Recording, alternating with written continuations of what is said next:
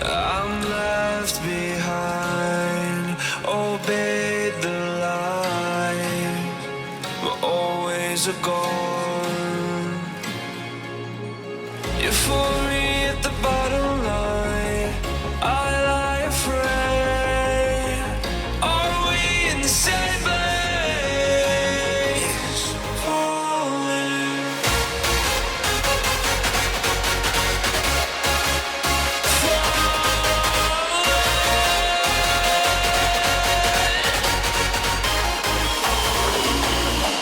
I'll be the wake-up call, I'll be the siren. It's nothing personal, but don't try to fight it.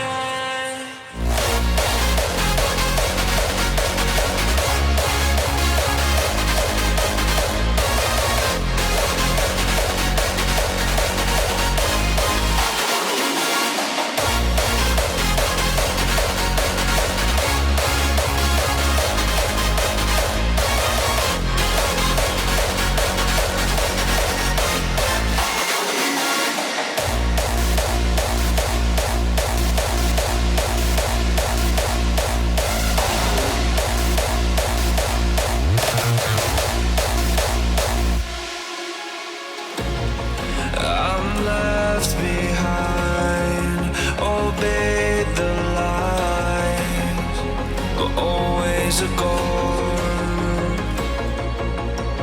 You fool me at the bottom line, I lie afraid. Are we in the same place? Falling.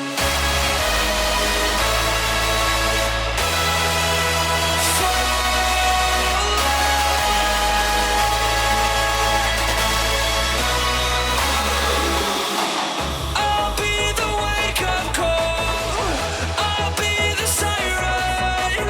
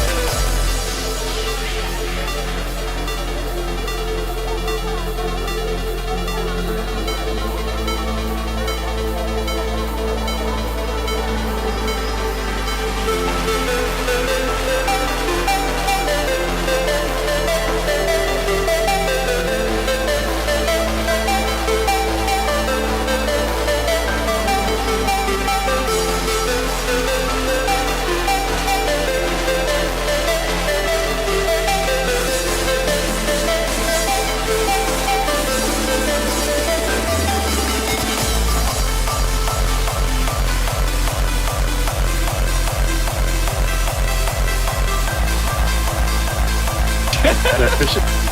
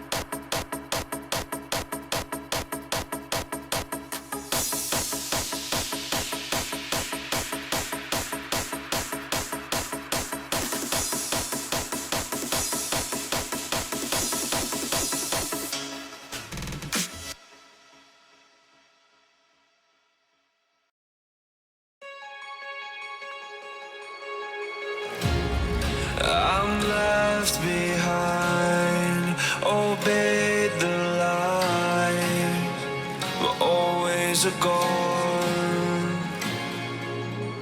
You fool me at the bottom line, I lie afraid. Are we in the same place? Falling.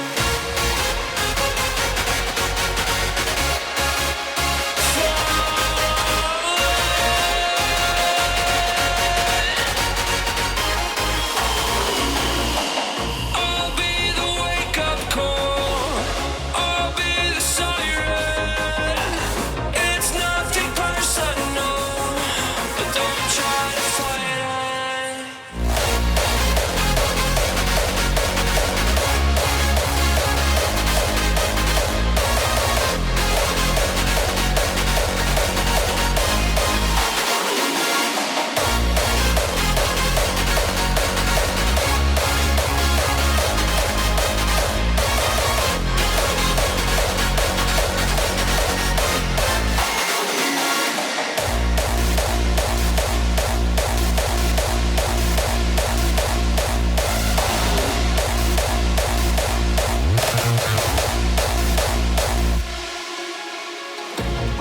I'm left behind, obeyed the lies, but always a gone.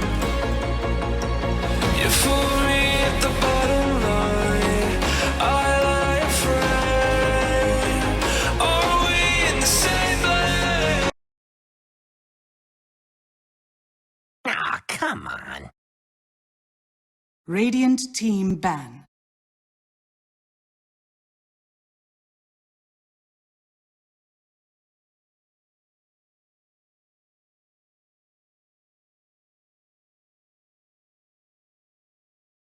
Ten seconds remaining. 5 seconds remaining. Reserve time.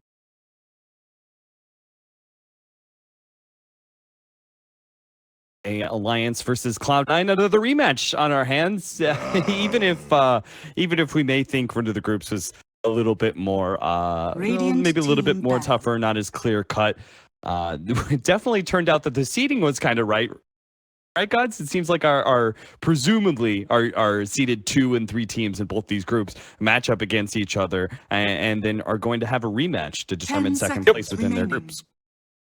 Yeah, absolutely. I guess Group A was like, I don't know what Bears were 5 seeded going in. seconds remaining. Were they Yeah, the 1 I seed? think Were they the Bears- 4 seed? I Were they- think Bears were the 4th seed, honestly. I think they were the because they're a 4th new seed too. team, right? Like you can't seed them anywhere else. Yeah, that's why the groups were so fucked up. Like, I mean, you can criticize the groups all you want, but end of the day, I don't Alliance's turn to think pick. Bears have earned a high seed just because of their roster. So the result is that Secret and Navi had a tough time because of that, and Navi go out in the groups. But over time, those things will balance themselves out. Yeah, absolutely. 10 Navi seconds still remaining. have, I think, a lot of improvement to be made, and they will have the opportunity to make that improvement. Radiant DAC team is the end of- pick. We're going to go into Alliance versus Cloud9 with our fan favorite. Start our first pick for Alliance. Different And- bands, though. Very different Yes. bands. Disruptor, I mean, Meepo ban is like the respect 10 ban towards seconds Ace. remaining. A few teams first stage banning it against certain players, but IO 5 Tiny seconds against remaining. Alliance, sure. Limps Tiny, take it out. Disruptor first stage ban. We saw C9 going for a couple first stage disruptors yesterday, but they Radiant also really team like pick. heroes like the Rubik as well, so I don't think that's going to throw them off too much. This is a ban pool that maybe we didn't see in the last series, but I feel like a lot of teams do this 1-2 10 ban seconds remaining. against Alliance. Ban away the Wisp, as well as the Tiny, just Alliance's because Limps turn to Tiny is pick. that threatening. And a first stage Shadow Fiend, so almost maybe like a part block pick, worried about a second pick from Alliance, like the physical damage carries go very well with Slider, but there's also still the 10 Weaver there, so I don't seconds feel like remaining. you necessarily could have jumped to the full conclusion they were Radiant going for it, and team Alliance ban. goes Sniper right off the bat as the pseudo laning stage counter to the SF. Sniper does match up very well against the SF in the early stages, but this is an SF with a Ogre support. Yeah, I'm feeling like Sniper is gonna have to have a 10 support seconds with him in the remaining. beginning, because Sniper's range is not that good at level 1. 5 Ogre is going to seconds be remaining. the threatening force that allows SF to be able to souls necessary, and then they'll go from Reserve Sniper time. having the attack damage advantage, SF having a clear CS advantage. Those souls. So Alliance, presumably they had some sort of plan in Alliances mind turn to ban. to deal with this one.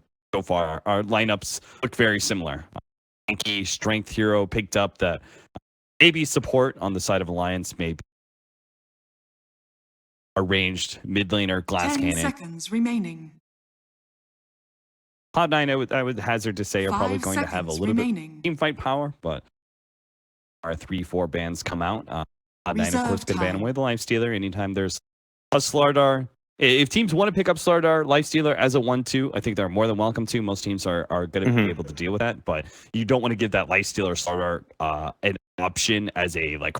Radiant team ban. Yeah, and we saw, I mean, that was, I think, one of the downfalls of Nip yesterday is that Loda got his hands on that third, fourth pick Lifestealer multiple games in a row with a Slatter on his team, and Nip just didn't show enough respect towards the pick and just how well Loda could play it. So 10 Cloud9, having seconds seen those remaining. games, I mean, I think we'll see like second stage bans Lifestealers, even without a Slatter, it may be 5 worthy of a ban, seconds but remaining. even more so because of it. So see what Loda ends up on as a result instead. The Weaver's Reserve still in the time. pool. We could see something like Avenge still stands out as a good pick, either as a support or a core for either team. I mean, you're looking at pretty heavy physical damage drafts, so Avenge is definitely a top pick still.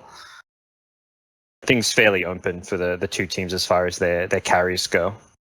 Yeah, I like Venge as a third pick here for Cloud9 because first of all it'll take it away from Alliance who play a lot of that hero, but also the fact that the core Venge, especially with the Ogre Magi, is very threatening, and I think you have to Reserve draft time. around that idea, and then Cloud9 could just be like, oh Alliances no, turn actually to with this ban. fourth pick, we're just doing a Venge support.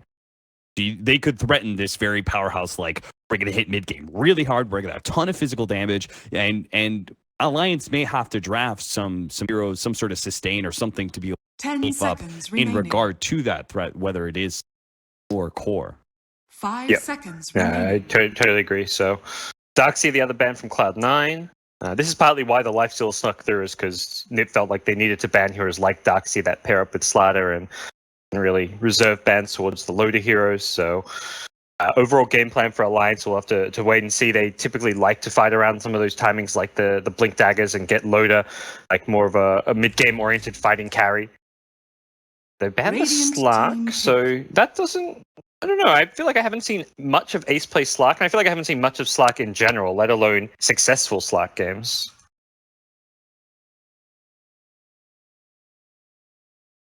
Tanky, stat-heavy Underlord? heroes, 10 seconds remaining.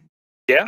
I feel like against I've seen a couple of Slarks versus 5 seconds Underlords. remaining. You've got decent kill potential from that hero in lane, and then also the tankiness of Underlord. Reserve time. A nice for that steal off of that. But then again, I'm actually just surprised in general that Underlord has not been touched, at least in the 3-4 bans, just because no matter what, that hero, even if you try and counter it, does Alliances turn to pick. not seem to ever really be true. Do go for the Venge, third pickup here for Cloud9.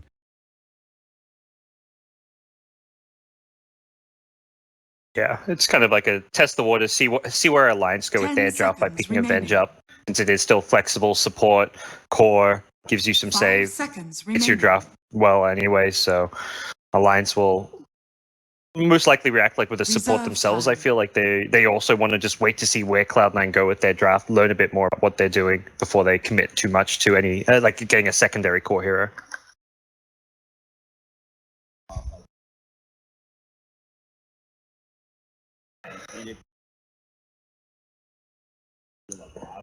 Radiant team pick. All right.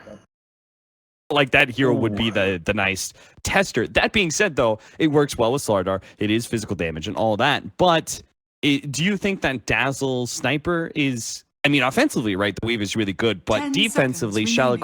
Grave, Saving Sniper, you would prefer to have a hero that just 5 doesn't seconds allow people to remaining. be on top of the Sniper in the first place. Yeah, I was just about to say, I feel like the obvious response to this Alliances Dazzle is an turn axe to pick. pick. Like, picking the axe against the Dazzle makes total sense here. It gives you it's something Cloud9 needed anyways, to have that initiating type offlaner. Whether it's like the Hesjo he used to play a lot of the Bat Rider, but that hero's fallen off.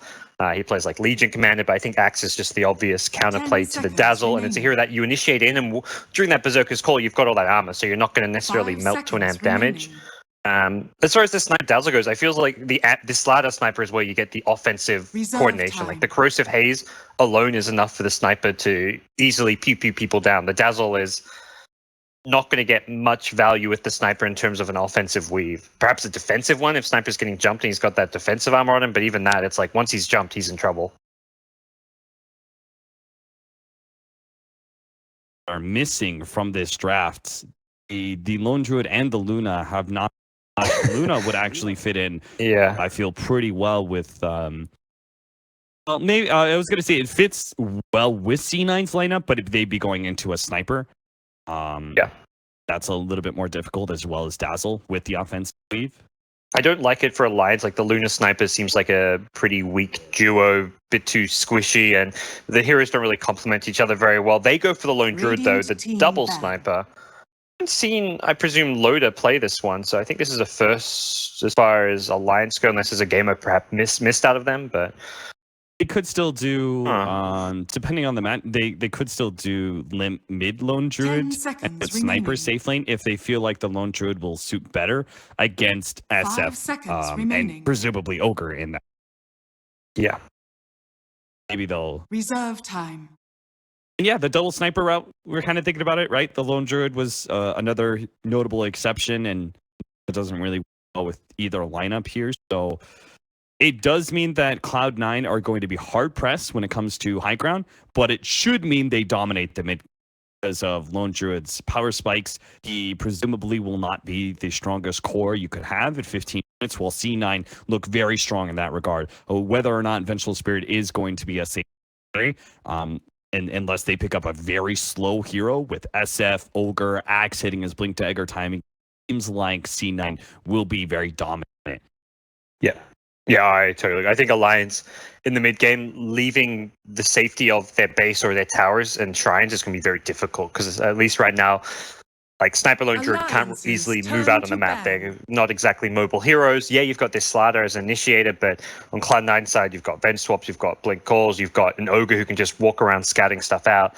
And Alliance are lacking that kind of secondary, kind of aggressive type 10 playmaking hero. The seconds Clockwork remaining. would have perhaps fit quite nicely. You get the cogs for control. It's a good kind of setup and 5 lockdown to seconds enable the Sniper remaining. and Lone Druid to help protect them, like just act as a body, be it yourself or your Reserve cogs, to time. stop heroes like Shadow Fiend getting too close to them. But they'll have to look elsewhere for that kind of secondary tank, so to speak, with the Alliances Slider, if that's what they turn have to in pick. mind.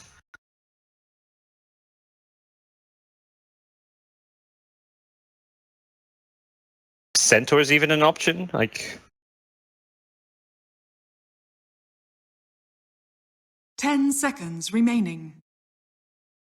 I don't know. Yeah, that's 5 seconds Not- remaining. Right, where the bear could run Yeah. over somebody, but either way, right, it is a nice Reserve tanky time. initiator and gives you some options for Sniper and Lone Druid to work around when initiated on. yeah. Lone Druid gets pretty damn fast and doesn't necessarily need the Stampede as much, but I still think it's great. The Sniper gets a lot of benefit from it. As for Cloud9, I see Terrorblade banned out, one of the better kind of ranged carries to perhaps be able 10 to seconds remaining. at least deal a bit with the Sniper Lone Druid in terms of matching their range, and also 5 takes seconds objectives very well. I think remaining. that's where Cloud9, we talk about their draft, having a strong, scary mid-game. Radiant team. Having a hero to break towers faster is going to be able to punish Alliance's lack of real mid-game team fight. So Alliance go for the core Slider. They pick up a Rubik. So something Alliance do more than other teams is just pick these strong dual supports in terms of the 10 lanes. Like they seconds like to go remaining. for a straight up tri lane with a solo off laner. Whether that's still going to be the case because it's a 5 Slider, we'll have to seconds see. remaining. But they're a team more than others that will prioritize securing their safe lane. So Axe is not going to be Reserve enough. time. Are you feeling core or support? 10 seconds remaining. For the Axe? Sorry, for the sorry, for Venge- the Venge. last Yeah, I was pick, like, Cloud9. 5 oh, seconds yeah. remaining. I'm probably feeling more the core. Okay, they go PA. I feel like they just needed something that's going to scale a bit better. And PA, fantastic option against Lone Druid Sniper. It's all Yeah. single target physical damage. The supports do no magic damage. Slider doesn't do anything. Like, this is all right click physical. So Blur is going to be incredible this game. Blink Strike gives you a gap closer to fight the Sniper Lone Druid with. This is On paper, the perfect pick for Cloud9. Yeah, I was looking over the potential pickups here, and that's why I asked you core versus support, because I felt like core wise, if you're gonna go for a last pick core here and not do Venge carry, you have to have some sort of gap closer first of all, and you have to have some sort of either early BKB hero, or you have to have some sort of hero that can dish out damage and ignore 10 that Savage seconds Roar somehow. remaining. And I think the only heroes I could come up with was PA with the early 5 BKB seconds timing. remaining. She hits the mid game really hard, which seems with the Omni Slash, but that feels good again. It's not as mobile as the. Then I think the other one was more of a slower style hero, which would have been Sven. I haven't seen Sven versus Lone Druid matchup. I presume that it's still Lone Druid favored quite heavily. Yeah. Very definite peak where you have BKB. Yeah, Sven just seems kind of hard to play in the current patch with his item timings. It seems like maybe it's just like an adjustment thing, because it used to be like it was a very clear progression where you'd stack your Ancients at certain times and then hit this like Sven really early Blink, Echo Saber, Helm of the Dominator timing, and now it seems like a bit more awkward because the Helm of the Dominator isn't like quite the item it used. I mean, it's better in some ways, but for Sven, it's actually worse since you don't get the lifesteal to go with it. But the PA I think the Terrorblade could have worked for them. Not that it's a mobile core, but because of the range factor. But the PA I like actually better than the Terrorblade. The Terrorblade was banned, of course, as well as that last ban. Yeah. The Terrorblade would have been a nice like pushing hero just to overwhelm Alliance by 20 minutes. What a nice idea. Smoke up, TP's out. Well, for C9 anyway. It's kind of surprising because everyone TP's out right now. Maybe Alliance are going to do some of their signature level 1 shenanigans. Maybe go for a late smoke or something of the like, because they've got the smoke. But they'll be scouted by this very early ward if they don't pop it soon. So this is likely to be read by Cloud9. Maybe the tricky Alliance thing in this game is actually going to be playing super conservatively and just taking their 2 runes, one of which is going to be through the Spirit Bear. Yeah, so the Spirit Bear scanning things out at top. This 4-man Alliance unit around this mid lane, not doing all too much. EGM just taunting his way through the mid lane, showing himself. Hey, I'm warding your high ground, but not really. Bren, you could know that that's not actually the case. We didn't talk about the their decision to go with the offlane Slardar. We were talking about the Centaur. I kind of prefer the offlane Slardar. The Centaur was the only other hero that I could come up with, but I do like the fact that they chose to run this hero offlane and then pick up our Rubik instead, which is a nice quick reaction to C9.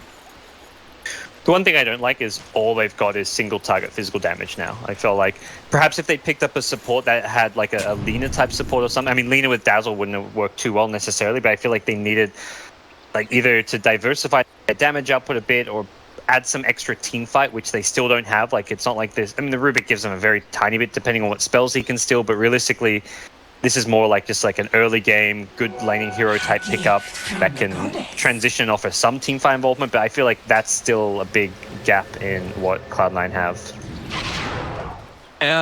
Pretty sure the smoke got seen, or at least they know the rotation of the supports. Hanskin and EGM are sitting in the trees. They, as a result, are switching up the lanes. Tesco will still kind of be caught here. Maybe their exact positioning was a bit of surprise to him. And probably be our first blood. He is tanking through the end of this. He's got the PMS. The sun's going to come out, but he tries. You got to stun a little bit sooner. Yeah. Homies help homies. Come on now. And he needs to stun sooner. Like he pseudo body blocked. It wasn't like a full on body block, but he did make him have to walk a bit around, and then he stunned very late. That was Rice still waking up perhaps a bit. Either way, it seems like C9 are able to dodge the aggro trend, though this is still going to be awkward. They have to kind of leave Ace alone here because they can't commit to a tri-lane. Otherwise, the 2 supports just come back and alone drew tri-lane with 2 supports. And that doesn't feel... I don't know what C9 do with their supports here. Yeah, Ace is already wanting to be back in that bottom lane now that Dazzle is top and there's an Orb of Venom on Loda's Bear, so yeah, this is not going to be a good lane stage, and I think that's important that Alliance win this lane stage, because otherwise the PA problem is going to be very significant based on how the hero matches up against the Sniper Lone Druid, so they're doing everything they can to try and shut down Ace's early game.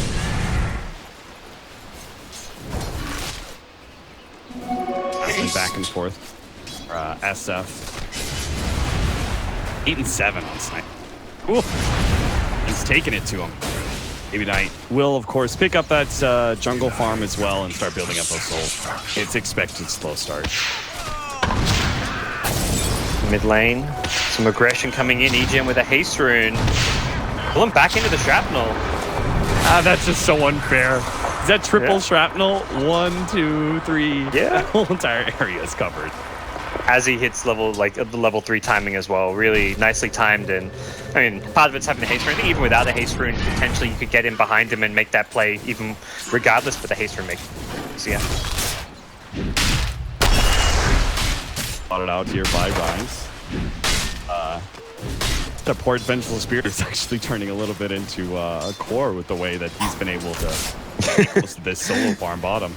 Yeah, Rise is normally that hard 5, not getting too much. I mean, some games will get farmed because Noya's playing heroes like the Ogre, who is that pseudo 4 position in terms of the fact he's roaming and moving around the map more, but doesn't actually farm as much as some of the laning supports go. But right now, yeah, lane's overall pretty good. PA has managed to farm at least okay at the top lane just by using the Stifling Dagger, but is now going to like fall back into the jungle, use the Shrine, and I think she, probably Iron Talons, maybe? can. What's she holding on to? She gets the Poor Man's Shield. But Wondering how much time he plans on spending inside jungle. It's maybe worth doing regardless, because it's just some casual armor as well. It's not too big of a gold investment to get an extra couple points in armor, and you're going to hold on to Quelling Blade for some time.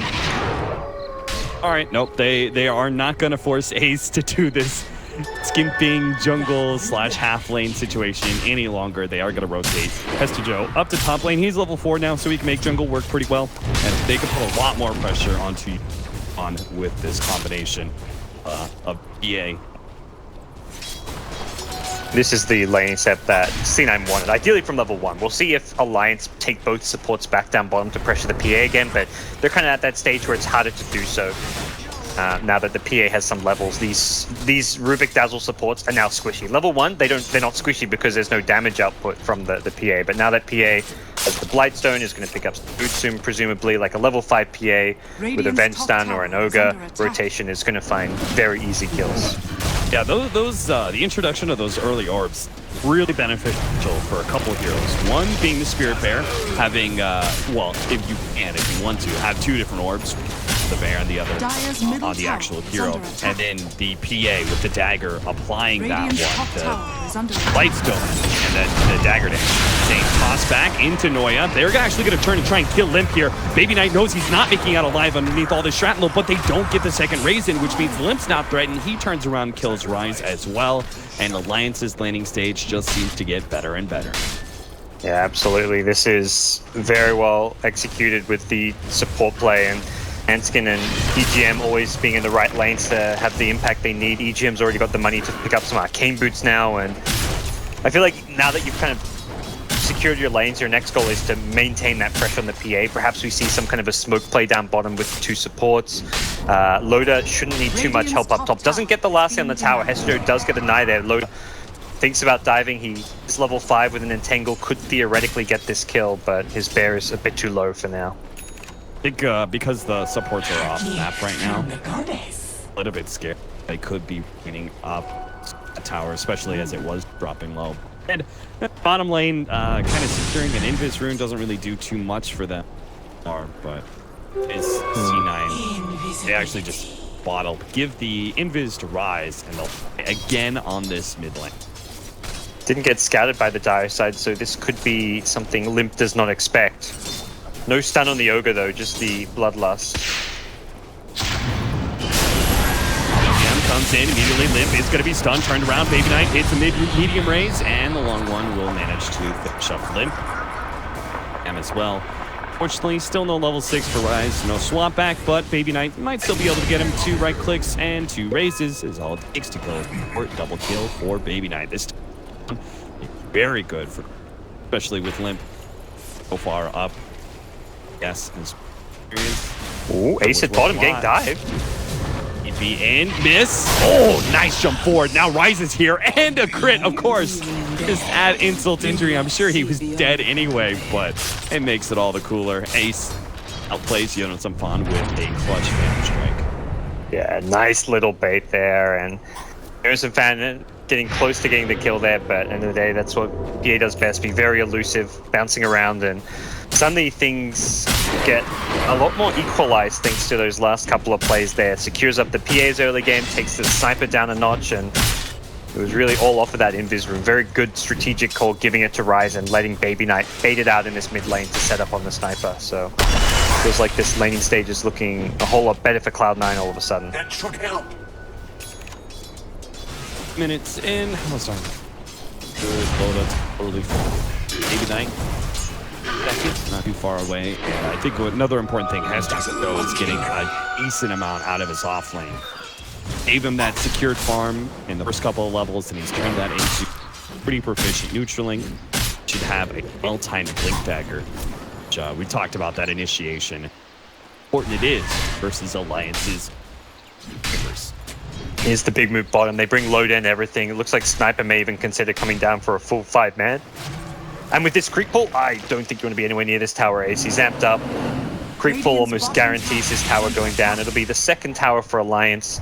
This one will presumably not be denied, and I don't think you attempt to defend this one. You just take what farm you can get in the top and the middle of the map. They are drawing lines as if they want to go down towards that bottom lane, but the response has, it's already too late to defend this, so yeah, I think they realize they got to back off.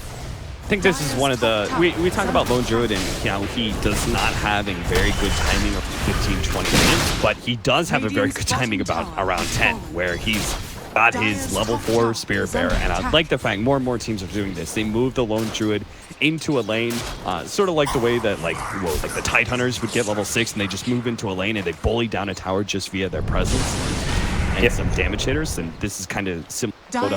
Gives them all the pushing power they need and also all the fighting power, so they just bully down towers. E9 played safe, waiting on their mid-game timings. They're going to try and dive Baby Knight here. They do have the Corrosive Haze as well as the Assassinate, but Baby Knight, Yono-Sampan's closing that distance. He has a crush coming up, but he won't be able to catch him. It looks like EGMP is going to be dying instead. Cloud9 to respond just in time.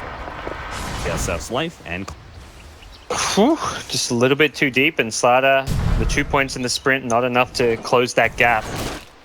That is a good turnaround for Cloud9 Alliance. I mean, that's one of those like millisecond difference things. If Slada just runs in maybe a millisecond sooner, or SF is just like a fraction of a second later on his treat, do find that kill and potentially the tower as well. But all in all, Alliance still kind of poised to keep taking objectives. They want to bring low to mid. They can try and pressure that tier 1 tower. But C9 are starting to get some key levels and items themselves. They're just about to get that first Helm of the Dominator on Ace, and it's very useful to have for these early fights. If you can get something like a Frost Mage to give him some ice armor, even a Purge Creep just to help dealing, like to slow, constantly spam and slow people down, get rid of the amp damage as well. There's a lot of useful creeps Ace can find this game. Yeah, I'm kind of feeling like they missed their timing there. I thought they would pull Lone Druid into the mid lane, and they might be able to get that mid tower before the blink, but now it's up on Hester Joe. Hester Joe chasing Hanskin. They went for Smoke Gank, hoping to be able to catch Loda here. No such luck on the spins either, so Hester Joe may actually die here. He's going to be slowed down, maybe caught by the Spirit Bear. Unfortunately, no entangles just yet. Noya's going to be the next one, still no entangle, and now the dagger. No pursuit now. I have a question for you, Cap. PA hasn't decided herself. Do you think you max Blink Strike or Blur first this game? Because you max Blur for the Blink Strike first, the Phantom Strike. But this is one of those games where perhaps you consider Blur. I think the Lone Druid is such a problem with his bear that you max out Blur. Yeah. So like 4-1-4, you think? Yeah, I think so. Maybe not the full 4-1, because I kind of feel like you want Strike still maxed out by like level Yeah. Maybe a couple extra value levels. It's hard to say, right? Because then the headshot gets more value on the sniper. I really don't know what the answer is there. And for now, he's gone for 2-2. He got a point in Blur at 8, then he went back for a point in Phantom Strike. It seems like he sees value in both and doesn't want to make a full commitment to maxing either. Dire's bottom tower is under attack. Of those phase boots, and that'll be another big upgrade. As the potential for much larger crit damages here. As Joe pops his head out. Whoa! A little bit overshoots that blink dagger, misses the opportunity to get a call onto Loda. Now he's savage shored up. They go for the blink backwards, but it's still not enough. The assassinate damage is there. Loda actually gets blown up by Baby Knight, who was on the high ground, came down with double raise. They're going to finish off Hanskin as well. Ace is looking to be able to close the distance with Limp, while Jonas Upon managed to hit a crush and finishes off Noya, but now he's slowed down by that dagger. Headshot 1, slowing down Ace. Ace not quite in range for the Phantom Strike here. He's actually stuck in an awkward position. He needs help from his team, but Jonas dodges a Phantom Strike, but Assassinate is here. They're going to finish it off, and Baby Knight can't actually stop that. He's got a Corrosive Haze, turns around 1-2, trying to finish off Jonas Upon. The ultimate is not able to go off in time, so instead it's the death animation that kill Jonas Upon, but Alliance come out big time, in part because of the blink dagger on Jonas. Yeah, his blink crashes, getting everyone amped up, made all the difference there. And Loda's positioning wasn't the greatest because he got caught from the high ground by the SF, but Sniper was the hero that went unnoticed. And it's one of the big problems with this Alliance draft. Like, PA and Axe can perhaps get on top of one of the two, but doing it to both is a much bigger ask. So while they deal with Loda very quickly on in the fight, Sniper did 3.3k damage in that fight. That was more than half of the entire hero damage from Alliance, and all of that due to like the Slaughter just constantly hazing people up, the Sable and control from him, and even the shrapnel being very well placed on that high ground. Seems like C9, I think they did a good job. They gave up that safe lane tower. They did manage to defend mid. They kept their tier 1 up there, got the blink dagger, but you know, it was all good, all fine and dandy until they picked up that blink dagger, and ever since then, their choices and their initiations from C9 have been completely off. Yeah, fighting around that bottom lane was a very tough spot to go for it. That mid lane one was okay if they landed that blink call and instantly had the PA was TPing in as he went for it, but missing it really hurt them. So we'll see how this next fight or two go for them. They've got 3 points in the Bloodlust, so theoretically Ace can dish out a lot of damage very quickly. May look to wait for like the Desolate pickup, but that's still a decent ways off, and I think Cloud9 don't want to just sit back and idly farm while Alliance, and give Alliance room to use their blink themselves, because Alliance are somewhat more teamfight ready.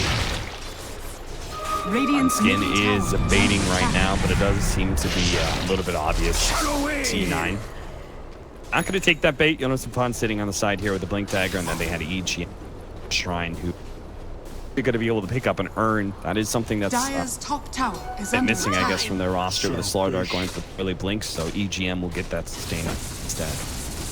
Yep.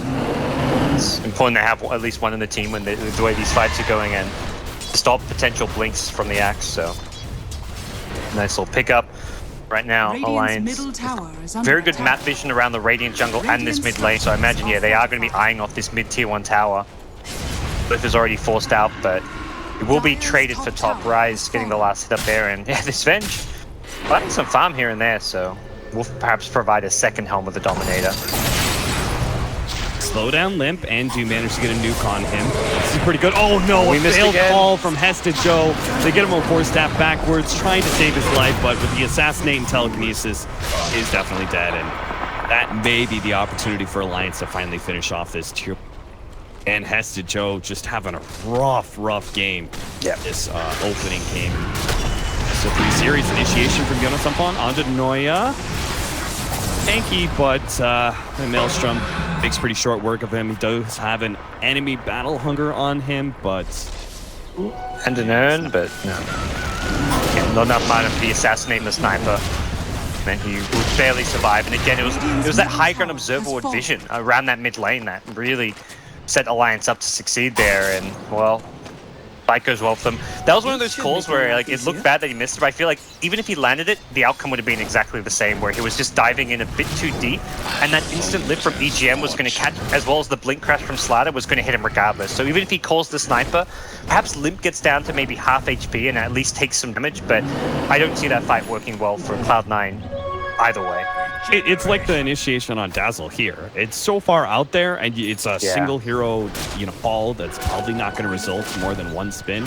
It's just like not going to work out. That the game plan itself is flawed, not necessarily just the initiation. So gotta get their heads into this a little bit better. If Alliance aren't going to take that tier 1 tower, if they're not going to force it, then there's no need to force a fight. I think C9 should be more than happy to farm at this point in time because their big spike is not until 2025. And they're still a ways off a few crucial items, like the PA Desolator wasn't complete or anything. They don't have that great burst damage for whoever Axe calls, and that's really the big problem. Alliance have great heroes to play against the call. The instant lift, the blink crush, instantly disabling him, and I think more than anything, like the Dazzle heal, like you call someone, you suddenly take a heal bomb to the face as well. Enskin didn't even level Grave early. The last fight around mid lane, he didn't have Grave at level 7. I think he got his first point at level 8 just because he's playing against an Axe, and he's like, this max heal is going to do more.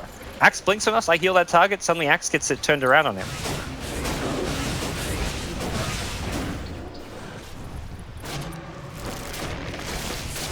A medallion of... That is... I mean, that's one of my favorite things about Dazzle, right? Clear through waves with his, when he does max out the heal, pushes pretty good. So he's actually got a nice chunk of change in his pocket. Sneaky Alliance. Pick up the haste. Oh, is Hestejo going to blink in? He's there. Does he know? Yeah, they've seen the bear now. The wall. You know about it. They'll lose their Wolf Commander. Oh, stun on the Hestejo, but Ace is sitting there at the shrine. They don't jump anybody that overextends a little bit too far. EGM's going to be trapped inside the shrine. Doesn't receive Shallow Grave. Hestejo is not in the region to be able to get the Culling Blade, so it looks like a successful TP. In the backlines, though, Ace is trying to go for Limp, but he's now been stunned up. Hestejo's still trying to get that call. Will manage to land it. And he also get a crit out, but he's not getting any spins. So Hestejo finally gets the Culling Blade back over to Loda, who's trying to 1 versus 3 right now to finish off Anoya. Hestejo and Jonas Upon separate. Double nukes go onto the bear, finishing that one off. But Loda is just trying to ward C9 away from the Roshan pit. That bit will be successful. Alliance, is that actually a 1 for 2 trade-off in total? It looks like it. Rubik got away with the TP out, but come from Cloud9, I mean, even though you don't kill the Rubik there, you take him out of the fight. EGM could have perhaps TP'd to the shrine and used the shrine by himself, and then at least being able to get back into the fight, but even that, I don't know if it would have necessarily made a difference, so... Good execution there, and Cloud9 get a lot stronger. Just having like a Vanguard on the Axe is going to make a big difference for his initiations. It means he doesn't get punished as hard. If he can land that call, typically he's going down as soon as he goes in, so this Vanguard gives him a bit of extra survivability. The Blade Mail going to be the next nice pickup. Actually going to go for the Crimson Guard first, so recognizing it's all this right-click physical damage, wants some damage block for him and his team. Okay, I'm done with that. At first, when I saw the Vanguard, I was like, I don't know. Blade Mail feels pretty good against Sniper and Lone Druid, but if he actually does get the completed Crimson Guard, I guess that does add a lot more viability to C9's lineup when they go for real push, and they'll have a lot more sustainability. It's poke. Yeah, it reminds you of like the PA question, like, do you want to go Blink or blur, and I'm like, you really want both. Both have so much value this game. So I guess for Axe, it's like, well, where do you fit the Blade Mail? If he doesn't go back for a Blade Mail after Crimson Guard, I think I'll be a little dubious of. I mean, there is some other valuable items like a 4-staff, so you can Blink Call and then maybe 4-staff out of a tough spot, but I feel the Blade Mail is just such a fantastic item. 4-staff. Good reactions there from Baby Knight. He still got hit by the stun, but then on the high ground, he could turn around, almost finishing off Jonas Fun. Again, Hestejo's not around. A dagger. Got the Ignite. Slightly ill-timed. He's very low still, but the Dazzle heals will keep him healthy enough. You have the Desolator, though, for C9. With Baby Knight completing BKB, I think they've reached their peak. They have the Crimson Guard completed as well for Hestejo, so I think you've got all the items you need. Hestejo and the rest of Cloud9, drying up, go for a push in mid. Oh yeah, go. You'd love to take this tower so that you can easily take smoke moves like to the enemy side of the map, go into their jungle, and also secure yourself. Roshan, I think, now, I mean, they've seen Alliance attempt Roche. Both teams really want to go for this Roche early. Venge doesn't micro the creep in the Roche pit, loses it, so that's kind of some scouting capabilities lost, but he gets another one. He finds an Alpha Wolf, and right now, Roshan is whoever gets this first Roche is going to be in a big strategic advantage. And I think even more so for Cloud9 because their Aegis carrier, the PA, is a hero that wants to dive in and play aggressive. Sniper or Lone Druid with an Aegis, it's like, well, they're sitting back, auto-attacking regardless. In any situation where they lose one life, they'll often lose two. So if Cloud9 get an Aegis, they'll be poised to really start pressing it to Alliance and taking objectives, taking some big fights. Especially since C9 had that potential for second life with Baby. This next fight gets tougher with the Mjolnir. That's a lot of AoE magic damage. You can put that on the bear, you can put that on a teammate like the Slaughter when Jonas wants to blink in, so there's a nice boost to Alliance's damage output. Almost have the completed Hurricane Pike sniper as well.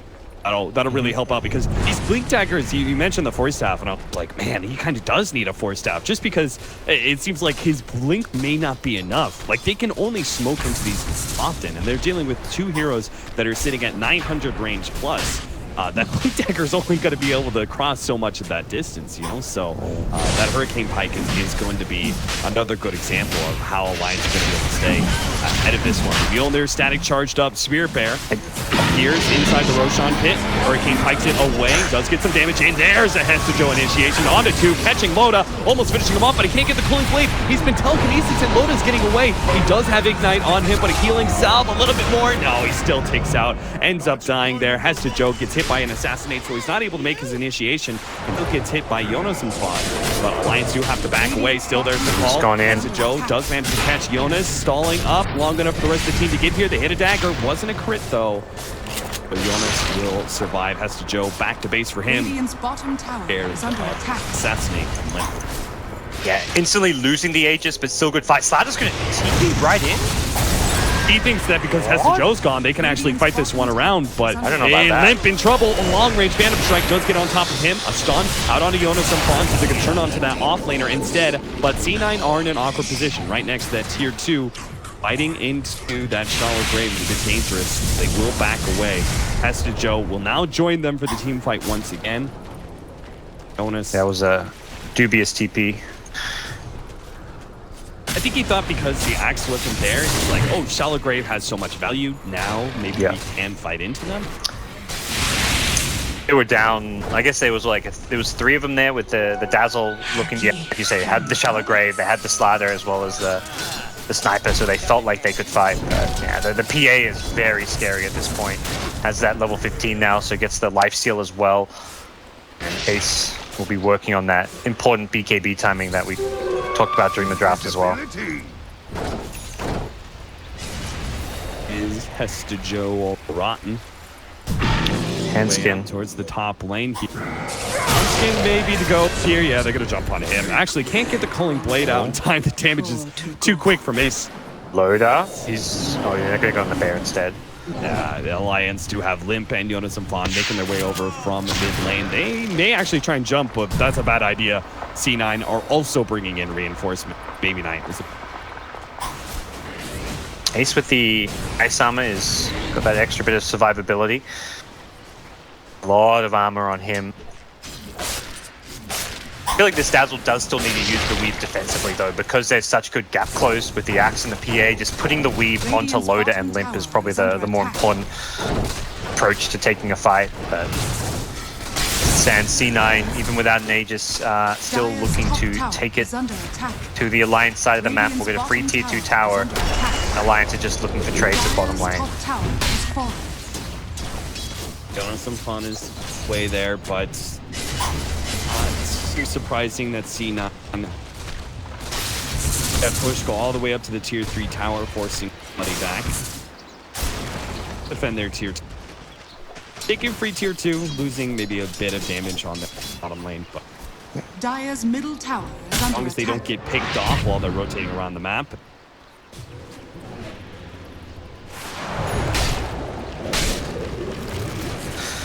Fall back, Baby now restore some of his mana.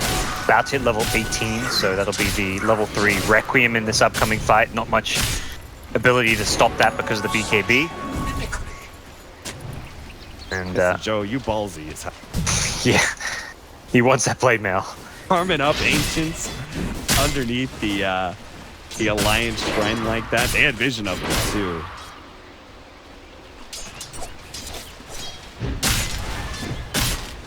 now. Big increase in damage now. Initiation again. Yeah, in the past he'd blink in, call, and then often get lifted up, slider crushed, and well, in the earlier fights he was dying, but even in recent ones he's taking a lot of damage. This blade mail really helps protect him. It's like a pseudo BKB in some ways, where you pop it, people don't want to hit you or use stuff on you because you're going to get turned around on. So Lions will have to be careful about how they approach these next couple of fights. Really feels like the PA more than PA and the Axe more than anything. Just if they get on top of the sniper or lone druid, the fight could just instantly be over. One of the great things, PA used to be such a terrible tower pusher. Remember that? You know, he's like the damage space, right? You didn't get SO back in the day, so. But now, this PA is actually an excellent tower pusher. Not just because of the Desolator, but also because of the fact that we've got Noyak here. So that actually gives you that attack speed increase that you out on facing building. Yep. And this is the second last out of tower, so another one's going to fall. All that physical damage, and looks like Cloud9 can't take shrines just yet. They will fall back, cover themselves, but both teams will be probably eyeing off taking those shrines as soon as possible if they can take all these out of towers. For now, both teams are just trading towers on opposite sides of the map. No Aegis means it's a bit harder for C9 to force a high ground push, but they're also happy to play a more farming game because they've still got a lot of room to grow on both PA as well as SF. PA gets a lot scarier with a Basher. SF get a lot scarier with something like a Butterfly for himself, or a Skadi, for example. A lot of just stat or armor items he can get to help out the team. Good AC game even, if he wants to go for that. That's true. Bad of an idea. Bear manning up against the Helma Dominator melee creep at 1400 HP. I like how he just doesn't even care what creep he's going anymore. He's just like, I'll just go send some creep to scout somewhere on the map.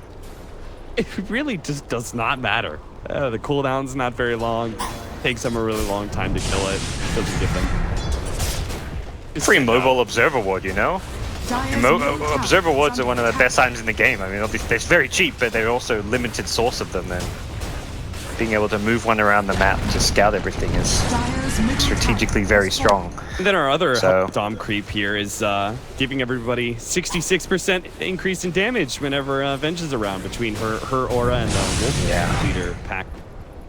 Plus 201 on Shadow Fiend with his items and those auras. Not bad. And when he's not next to them, it's plus 106. So he gets an extra 100 right-click damage thanks to the auras. Look at Ace. He's trying to dodge around the Savage Roar. Phantom striked in, only got one hit, and then immediately backed out. You know, he's like, hey, I stopped the return. By and Savage Roar. Noya will stop it again. Yeah, that's a dead Spirit Bear. Where is it? Dagger. There we go. Oh, yeah. 746 damage. No split push threat really out there on the map for Alliance, so we're going to lose complete control of their side of the map. Radiant Vision surrounds the Dire base, top and bottom, by their secret shop. I know it's not a position that Loda feels comfortable with in this game. There is a lot of initiation, but I feel like he does always have to be outside to be giving that potential split push threat. Otherwise, C9 get control and they push higher. And the other, I mean, part of the problem for him is right now is he's not level 20 yet. Doesn't have that mighty 50-second respawn time because he's died in a few fights. Often it's been him dying and Limb surviving. He's just a little bit behind where he'd ideally like to be as a lone druid. And boy, Baby Nice. There's a nice initiation with the BKB. PA throws out a dagger on Unity Vs, but he's got a good scepter. They are going to try and respond, but there shouldn't really be much made of it.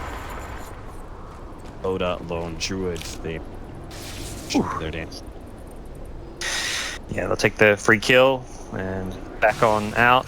Wait for Roche most likely with that respawn coming anytime in the next 3 minutes. It will be a relatively shorter side respawn.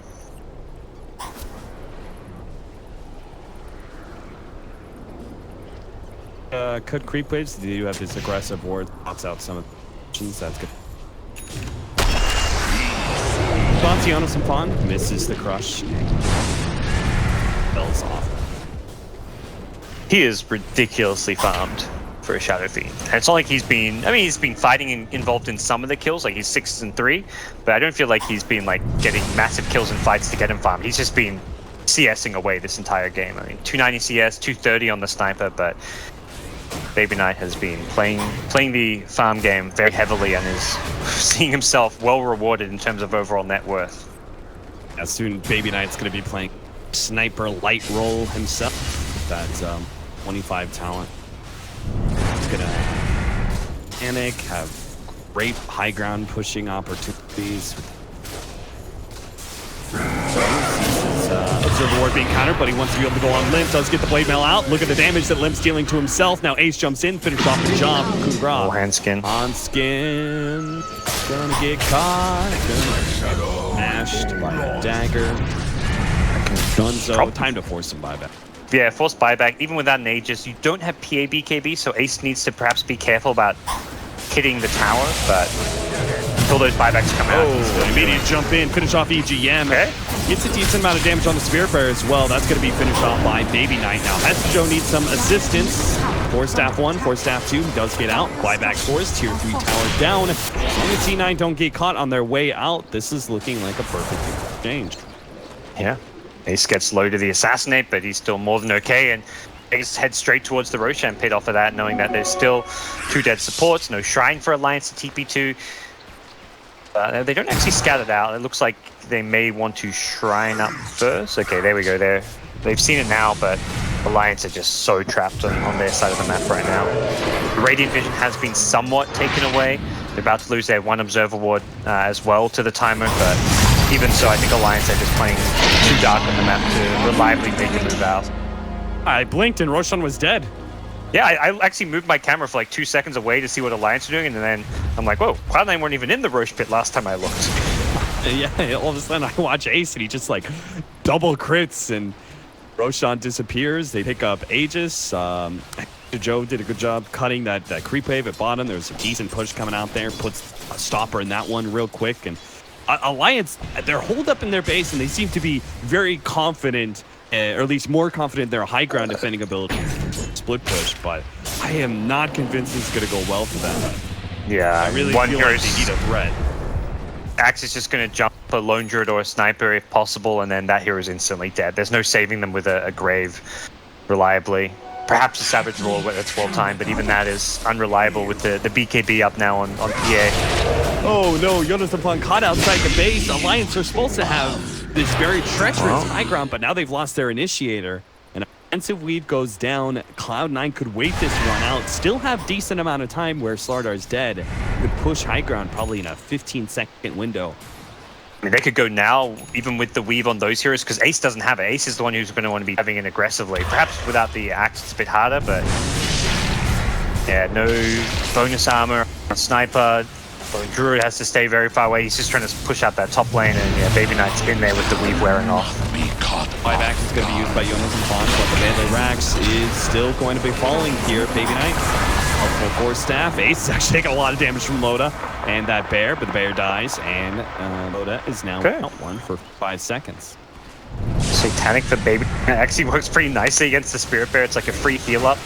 So you pop the Satanic and start right-clicking it for a couple seconds, so very careful how you approach find you've got the crush and the lift, but against Satanic you really need good, reliable, like consistent lockdown to be able to stop Baby Knight just healing back up once he gets down to half HP, and that's something it feels like Alliance they're kind of lacking. I mean, maybe if they had more damage on Sniper Lone Druid, wouldn't be saying that, but it feels like his items are going to keep him well alive for plenty of time to get the Satanic off.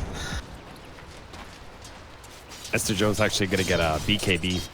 Wondering what his next item was going to be. They don't have an AC hero right now, so I thought maybe that would be his choice. Yeah. Allow him to ignore some of these disables with initiates instead. Gonna be a Manta style now on PA. They look to he's gonna replace the Helm of the Dominator and use that to help get rid of that corrosive haze. Scott finished up for Limp. That'll help push C9 back, slows them down on their retreat, maybe allows them to be able to get a catch.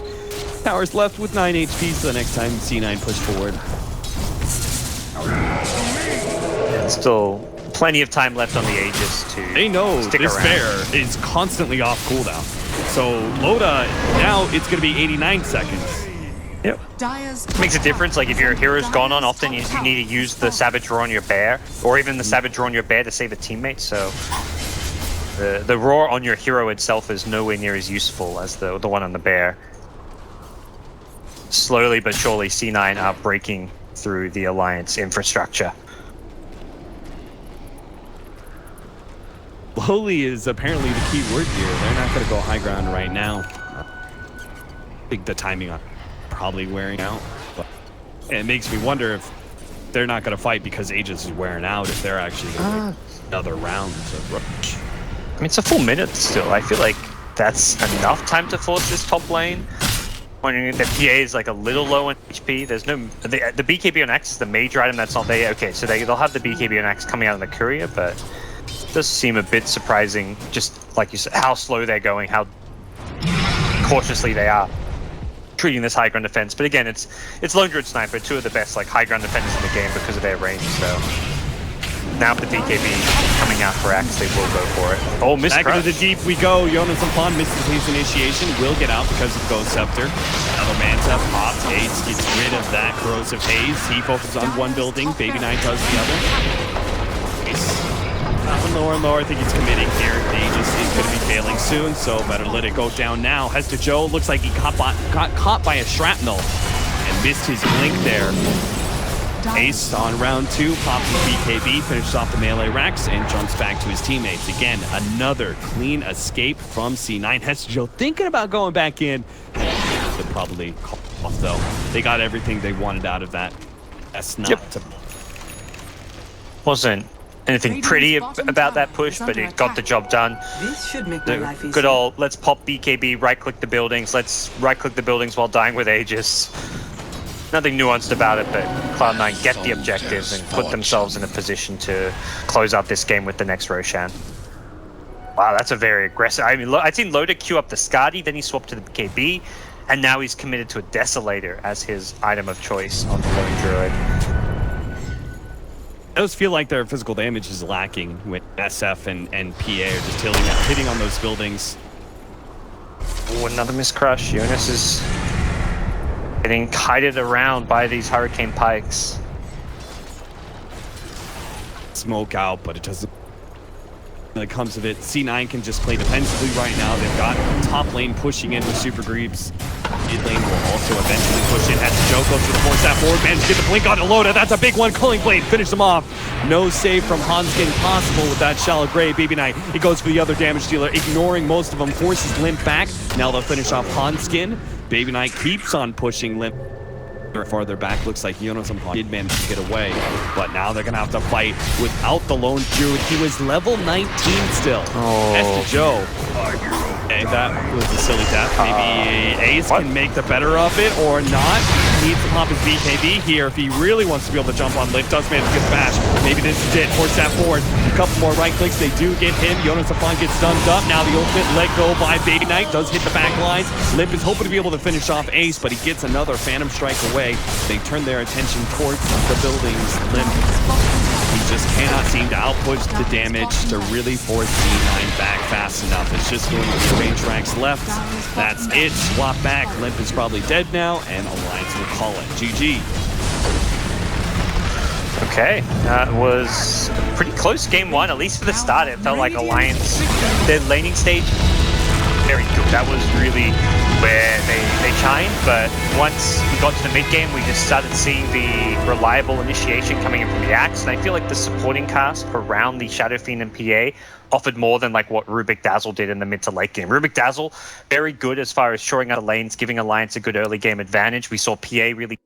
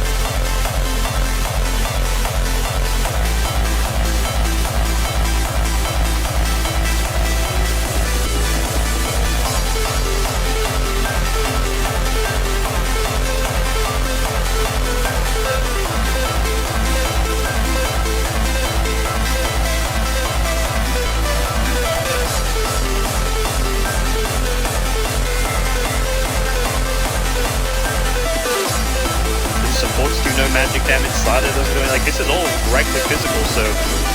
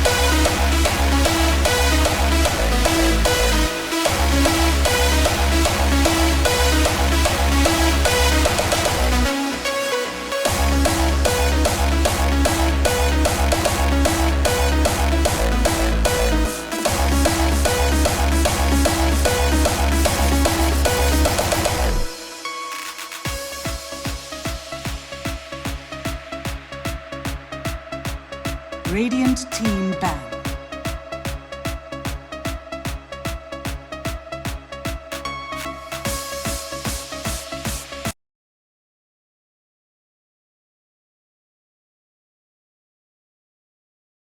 Ten seconds remaining.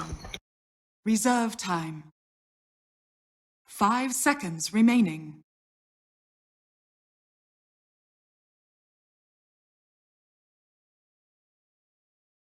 Game 2, Cloud9 came up and looking for a repeat. They told the Lions last time they met. And Gods, we've seen 3 games now. Alliance versus Cloud9. What is it that makes Cloud9 so good against Alliance? I think the first 2 games, it was very draft driven, and turn to pick. Alliance going way too all in with some kind of gimmicky strats. That game felt like a more straight up game from both teams. I slightly preferred Cloud9's draft just because the last pick PA really acted as a nice counter to what Alliance were doing. So I think draft wise, Cloud9 are doing very well against Alliance, but it seems like Cloud9 just make the more decisive plays come mid-game time, and they don't get thrown up by a bad early game. Like Alliance, when they had those bad early games against Cloud9, they fell apart. They also had drafts that didn't come back. And I feel like Cloud9 are a better team when they're under a bit of pressure. They recognize and use their timings better than Alliance do. They do seem to have this practice coordination on Cloud that can't be beat by Alliance. Seems like that when I'm watching their team fights, you know, I'm watching the, excluding Hestejo's awkwards, I'm watching the team fights play out for Cloud9. I feel like the setup, you know, they have near perfect positioning for, you know, the high ground pushes. I feel like, you know, everything flows pretty well. The initiation happens. There's a follow up. You know, bam, bam. You know, all comes together. Alliance, I feel like it's a lot more disjointed. You know, some fun jumps in, and maybe that's just the nature of a sniper lone druid in that there is bit of overlap here, but I feel like there is a nice flow to the way that Alliance plays out these teams. It really does show when Cloud9 had such a strong mid game. They are going to get the lone druid into their hands. Ogre Magi, first pickup for Alliance C9, respond with LDCM. I wonder if it's going to be like a straight up Ogre Sniper first too. It's probably one of the few situations where that Sniper first stage against the lone druid with an Ogre makes a lot of sense, but also, they didn't have the most success last game, of course, using the sniper. But this time around, they've got the ogre in their hands. Reserve time.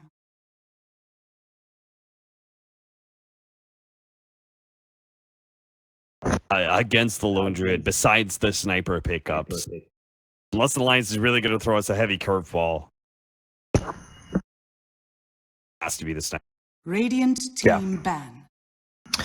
Well, Cloud9 must, I'm sure, expected this and have some idea in mind how to deal with it, whether it's going to be something similar with the PA pick, or, I mean, at the end of the day, like the lone druid sniper function very similarly. They don't have to deal with and address the sniper just yet. I think both teams will be eyeing off some of those off-lane gap closers, heroes like the Axe. The Legion Commander could be potentially a decent pick as well, but the Axe is the big one where you engage him with that potential Vanguard or Blade Mail to back you up, and you're very hard to deal with, as we saw last game. What about the Crystal Maiden pickup? Because that is also kind of an interesting. Cloud9 could have had a wealth of supports behind LD. Why CM specific?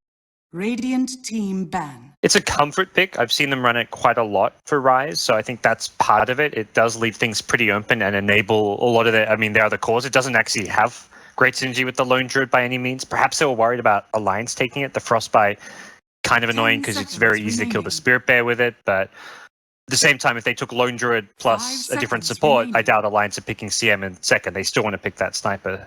So I think more than anything, it's going to enable some of the later Cloud9 picks rather than have any like obvious reason to be picked up with a lone druid. Right. And what kind of picks do you think really benefit off of CM pickup? I think for the offlane, like Sand King perhaps more so than the Axe, maybe gets a bit more potent with the mana regen. And then looking towards the mid lane, and the Shadow Fiend is still viable here if you want to use it. I mean, like a lot of those just spamming mid laners who can just nuke out the lane, get rune control, start rotating around. I think what Baby Knight has been playing, he's been playing Viper lately, which Alliances isn't like turn the to ban. best hero to utilize the CM aura. Also isn't the best against the sniper, so not sure what he's going to end up on this game. And so maybe with all this, the CM mana regen and knowing that we're very likely to see some 10 sort of seconds spammers, that remaining. Cloud9 are going to play a kind of a split 5 push game, you know, where seconds they've got remaining. these kind of heroes that very rapidly push out lanes and they're just able to buy time Reserve for time. Lone Druid to reach that later game. Because I do feel like that is part of the we saw in that last game, right? Is when the push comes in before you're level 20 for Lone Druid. And the last time, you know, Loda died. Last time he died, he was level 19. So close to that minus 40-second respawn absurd amount that he 10 was pretty much at seconds the max remaining. timer you'll ever see a Lone Druid at. And the push came in and just rolled over. 5 seconds remaining. Maybe Cloud9 are going to try and shore up that timing. Reserve Pushing time. type heroes, and I feel like, you know, Sand King or Clockwork, you know, like those kind of heroes, they're very good at being able to take advantage of the CM aura, and Sand King especially is quite good at being able to go for these fast pushes down the lane, like burrow strikes, and then, you know, kills the range creep and it all blows Turn up. to pick. Earth Spirit's going to be the choice for Cloud9 here. A nice harassive 4 position for the mid lane. I wonder if they're thinking Darkseer with this too. I was looking through, I was like, oh, the Darkseer is one of the few games that may actually make its way through after the second stage, but there's no Slaughter to 10 pair it with. seconds Alliance do have the Ogre, who it's like okay with, but the Earth Spirit is one of the probably 5 better seconds substitutes to the remaining. Slaughter to put an Iron Shell on. And Earth Spirit Darkseer, very good with the CM aura. There's a lot of pressure they Reserve can put on the time. lanes. Doesn't mean it's a CM like solo supporting the safe lane, but it's Lone Druid theoretically. Ace is normally the player playing that hero, so I think that's a hero that doesn't mind being a bit more independent and not having all that much support. Shore up their lane. Although I guess they already got the Ogre mid, so maybe another support for them. Eventual Spirit still out there as a nice repositioning type hero for both offensively against the Lone Druid and also to help out Sniper. And minus armor is quite. Yeah. Dazzle got banned, so. Wonder if they're still considering Lifestealer without the Slaughter on their side. Loda had 2 wins with it yesterday. It's all right against the Earth Spirit. Yeah, it will be a Lifestealer. Radiant So team pick. can get caught by the silence, unable to rage it off. But if you're worried about like a Darkseer Earth Spirit dual lane, it's one of the perhaps the safe lane heroes that matches up better against the Darkseer than others. All right, now what about this, gods?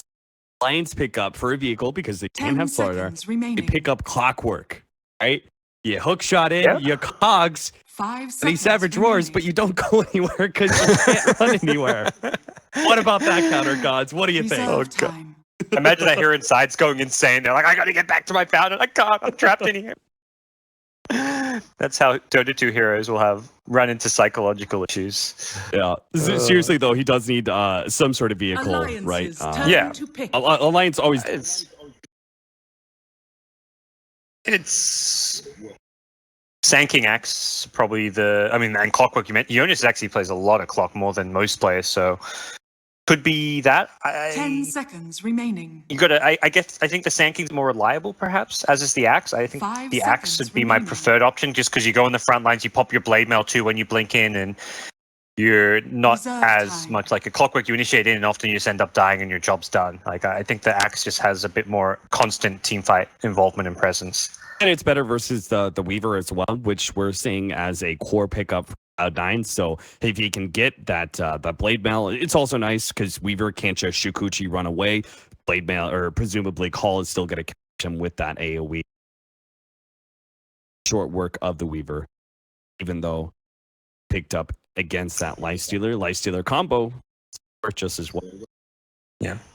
The main thing is offlanes we're talking about. Neither team's going to have like a mech buy or anything. We're not going to see any of those like utility offlaners to get those items. Perhaps Axe you can get like a Crimson Guard or something for the team, but no mech Greaves buys unless you're looking towards like a farming support, which Cloud9 don't really have. Earth Spirit's thinking Blink Dagger, Ogre Magi perhaps. 10 seconds We've been seeing remaining. some Ogres get decently farmed, seeing some Solar Crests come into play, but 5 seconds does remaining. limit like your itemization come mid game time as far as putting together those scary 5-man team Reserve fights. time. Well, Alliance, we talked about the many different offlaners that they could grab here, and Alliance Alliances apparently turn feel to like they ban. have enough options that they'll go for the eventual fourth pickup instead of Yep. banned. Or under Cloud9 ban away the Bat Rider as another kind of initiator. Does match up well. 10 seconds Weaver remaining. and the Lone Druid, right? If you actually get the lasso, then who cares if the Spirit Bearer, seconds remaining. Savage roars you or whatever? You just run even faster. Yeah, helps you out. Yeah, interesting. They target that rather than like one of those axe sanking. I mean, even the Clockwork, I feel, are all currently played and picked more. Worried about the laning stage where Bat Rider can pressure the lane a bit more than others against certain heroes like a Lone Druid. But there's the Darkseer ban, so won't see any Darkseer or Earth Spirit. Alliance and Cloud9 both theoretically look for their offlaners. Cloud9 could mix it up and like a core Weaver in the offlane, and then pick a different mid, for example, or even safe lane, depending where they want the Lone Druid to go. But does really feel like they want an initiator. The Earth Spirit is like a pseudo initiator, but it's not all that reliable mid to late game time. Reserve time. Giants only have a little bit of time to decide. 10 Will seconds be the Legion, remaining. will be the Clock. Will it be... What else did we say? Oh, Axe, Axe, that's right. Sanking, Axe yeah. was the best. Radiant Hey, team. I just assumed Axe was going to get banned, but... Yeah, so did I.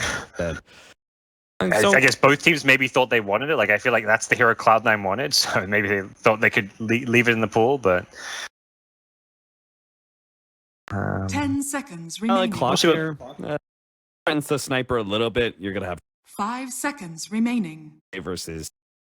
I think most of all, you need your offlaner to be active here. Reserve time. Because Lone Druid and Weaver are both kind of slow. Need something 10 that's going to seconds be... remaining. Most of the other 5 offlaners have been... seconds remaining. Underlord? Do we finally get to see the Underlord? Okay, well, they're doing the mid Warlock, the Baby Knight Classic. All right. This is like old school from them. Weaver offlane it is. Warlock versus the Lifestealer Sniper. Warlock is such a scary hero for any initiating duo like Axe Lifestealer here. They start going on somebody, all of a sudden a rock drops on them. They're fatal bonded together. They're slowed down as well. At least the Axe will be from the evil. There's going to be a lot of hard problems if Giants do not find that Warlock for.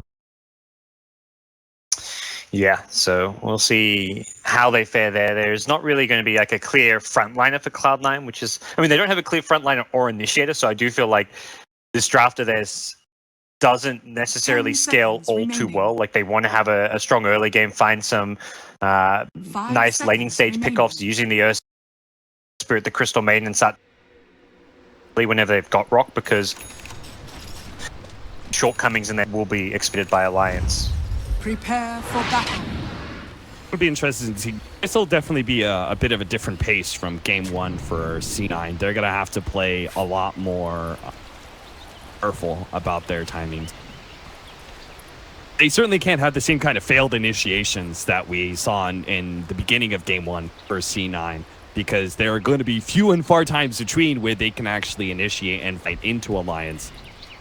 Once we start going mid-game, it's going to be all based around that chaotic offering time. Well, the early TP's mid. Noya sees the smoked up Ogre TP in because he saw the little TP circle, and yep, he guesses right with the ward. Immediate D ward.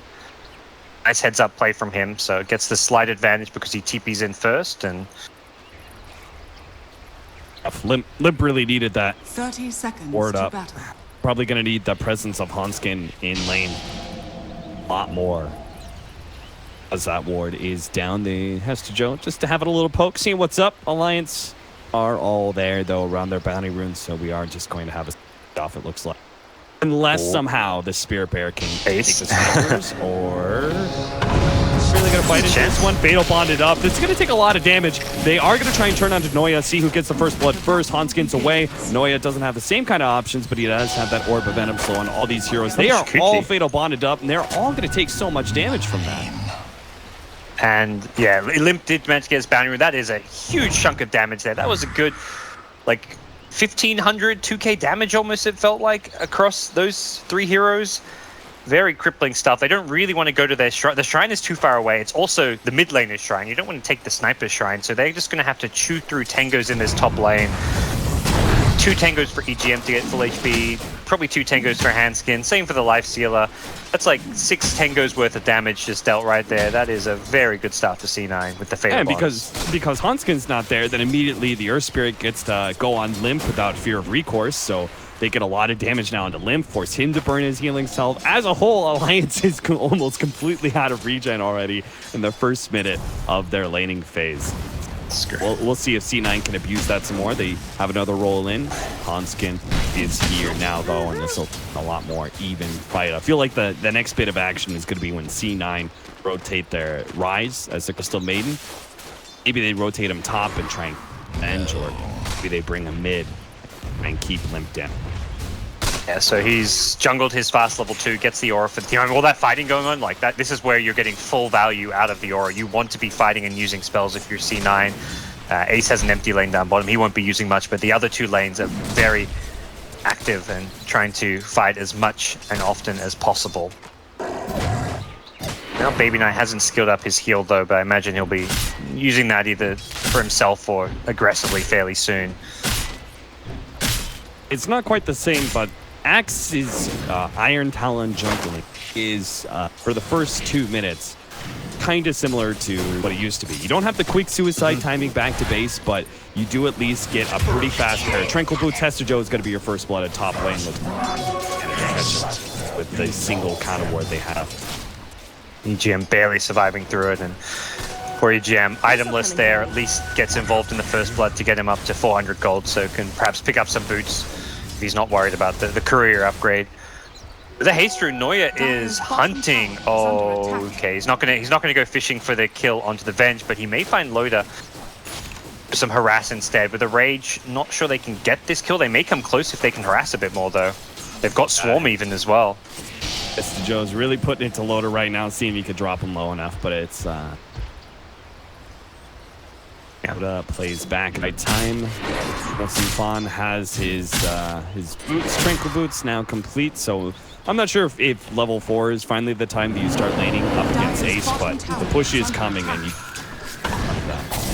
Yeah, you don't want to let this Lone Druid get a free tower uncontested by like 4 or 5 minutes in.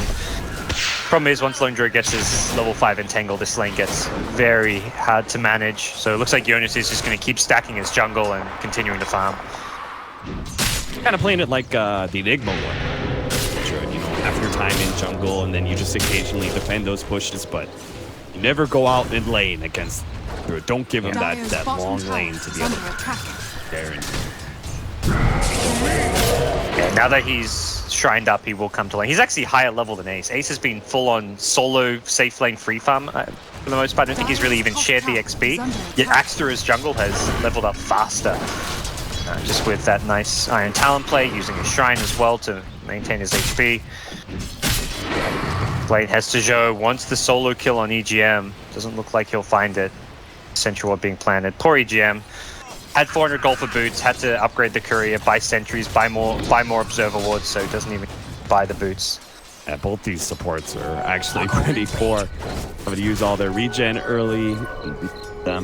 I'll pick it up boots just yet. CM is sitting here inside the jungle waiting for Jonas because it's become a pattern now. Jonas goes jungle, then he pops out as the push comes in, and this is where Rise will punish Jonas. And this is, as you said, because he was getting so much experience out of the jungle, be a very big kill. Level 6 Axe ends up going down. 158 gold each. It's a pretty decent chunk for this early on in the game, and probably more importantly, the tower as well, or equally important.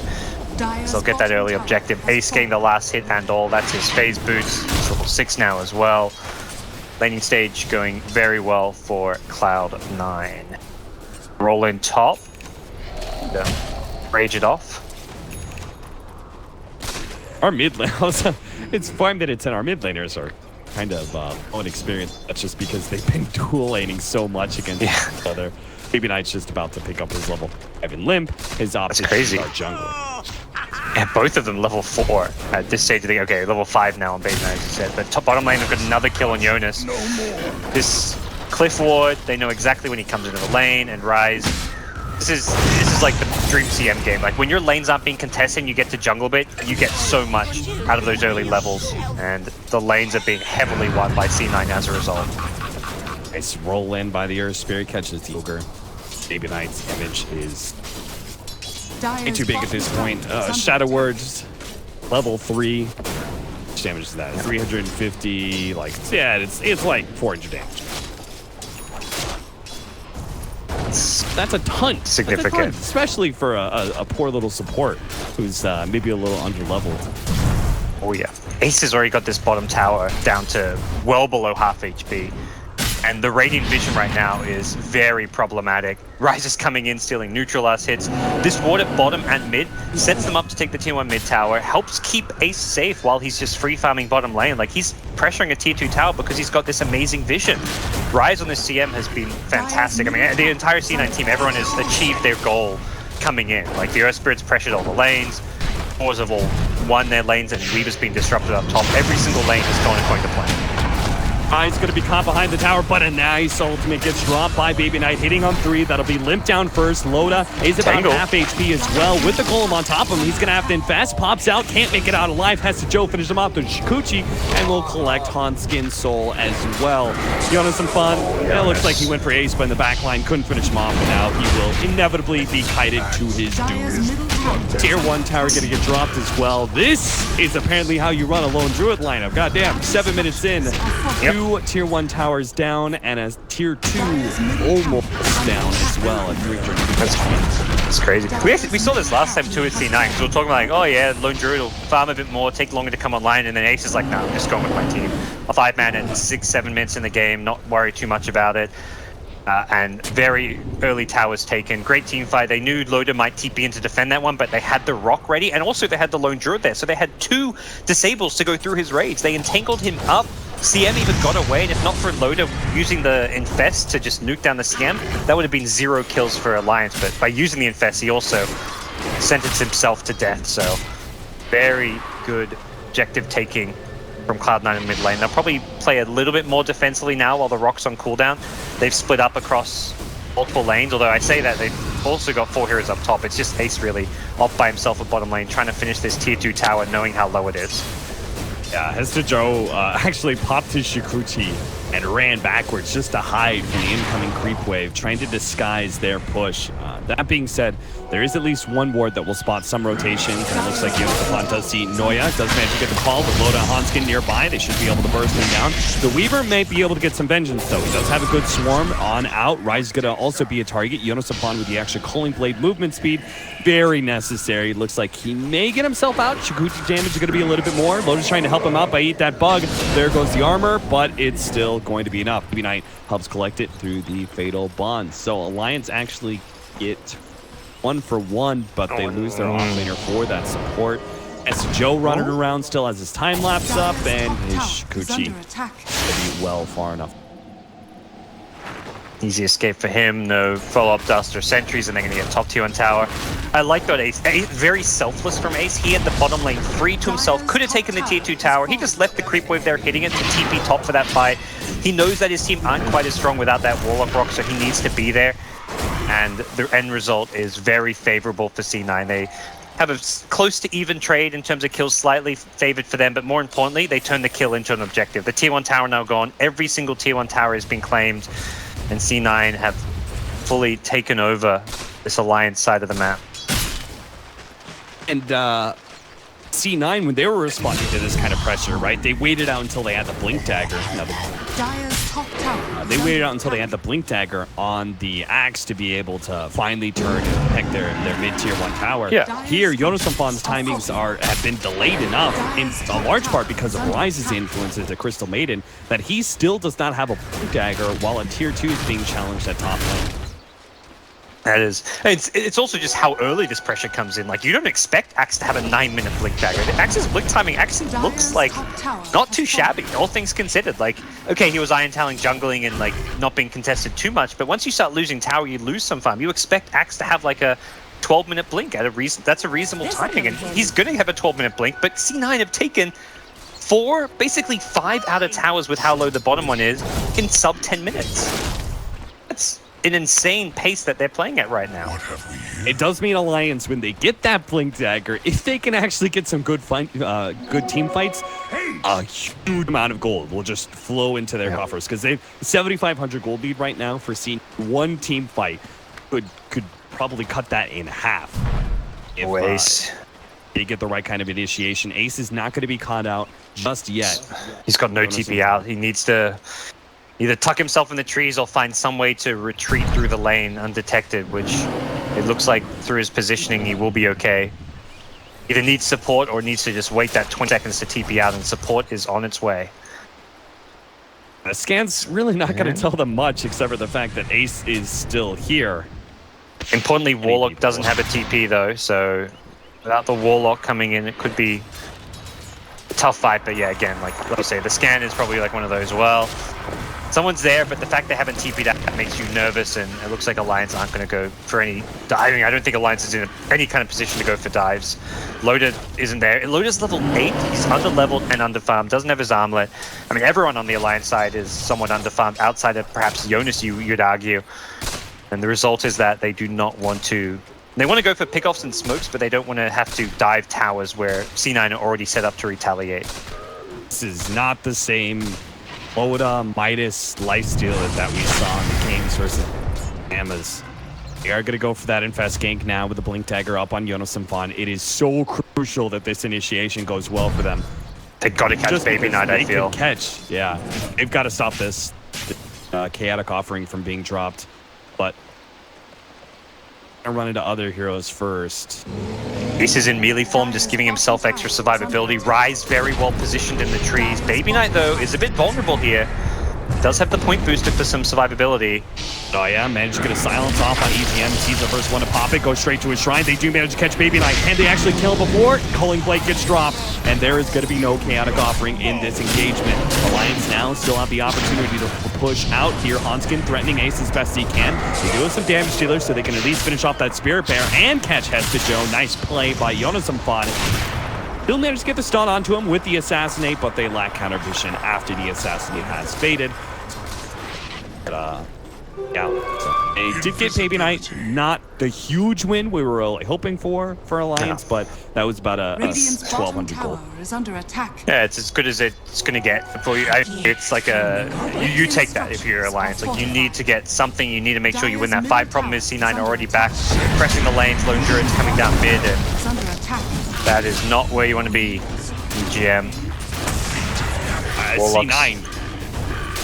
Literally charging at the lane. They die. They're like, all right, we just wait for Baby Knight to come back, and boom, straight down mid, straight to the tier 2. I mean, that fast kind of play clearly catches the Lance off guard, gets him. They're also out of position to defend this tower. That's it. More than anything, it's Alliance. They're not set up to go for that smoke play again. Like, ideally, like they don't have long cooldowns they're playing around, but it's the positioning. Like, they see Loda at bottom. They know that he is currently not infested in an axe. The one thing they're scared of is when Loda and Jonas are missing from the map, potentially smoked up and blinking on the Warlock, as we just saw in that bottom fight. That's the one thing that can win Alliance a fight. It's like the only win condition for a team fight they have. Radiant's top tower is And under attack. as long as you see like one of those heroes on the map, you know you can safely push. You get the last side of tower. Now you start taking shrines. Now you set yourself up to take Roshan. And if you look at that being the way you lose a fight in your Cloud9, you could theoretically even give Baby Knight the Aegis just to protect him from that jump. Swarm will push Alliance. Haste lays waste. C9 probably going to start setting up for a push in bottom and protect that other shrine. What? Jonas Fawn with the haste rune is going to run into Noya. Maybe they could quickly burst him down. Magic Missile is just not enough. Assassinate's coming out. That'll bring Noya a little bit lower. Jonas Fawn may be able to jump back in and get that Culling Blade, but Hester Joe is charging in deep, and he's trying to cancel that Blink Dagger. Loda actually receives the Savage Roar, stopping his TP, so now he's the next one in trouble. And I don't think Alliance have the turnaround potential. He turns, fights, tries to go kill the Spirit Bear, but Jonas Fawn and Limp are going to leave him to die. Problematic. C9 probably too early in the game to really turn that into objectives with the low respawn times, while the Shrine perhaps a pseudo objective. Jonas is still positioned at the bottom. He's going for this. That's a lot of creeps. Savage Roar on cooldown. Chaotic Offering is also going to be dropped there to help save him, and they do get the Entangle to stop the TP. Jonas upon high risk play, had some high reward opportunities to it, but Yeah, I don't mind him going for that play. You're in a pretty desperate position as it was, and I think without that rock, it would have been very close to a kill because the Savage Roar was on cooldown on the Spirit Bear. So without that available, it was a bit of a dicey situation for Ace, but heads up play by Baby Knight, just dropping the rock. Your lone druid going down is a pretty big deal at this stage, since it will just slow down the tempo you're playing at, will delay the Roche, delay a couple of item timings, delay potentially even looking to break the high ground. So now you've just got to sit back, wait for that rock to come up. You can theoretically, yeah, even take Roche without the rock because of Alliance being so much on the back foot, and you've got the Swarm as well, Spirit Bear to take it with.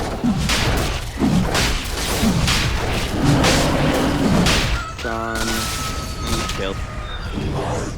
Oh, not even the Warlock Golem is going to be a pickup for Alliance. It actually just dies naturally at 100 HP. Gives all the vision Cloud9 need to know they're not being contested with Roche. They even scan the shrine to make sure there's no shrine there, but they scan anyways to make sure nothing's going on. And Alliance is like, oh, I wonder if they're Roche. Let's scan on top of it. But until they leave the pit, scan tells them nothing. 13-4, C9 already one game up in this series, and they're 10,000 gold ahead in game 2. Experience even though. Here is the Hail Mary from Alliance. They smoke up into the Aegis. They know there's no rock, and I think having no rock is more important than there being an Aegis on the other team, so it's the right time to go for this kind of a play.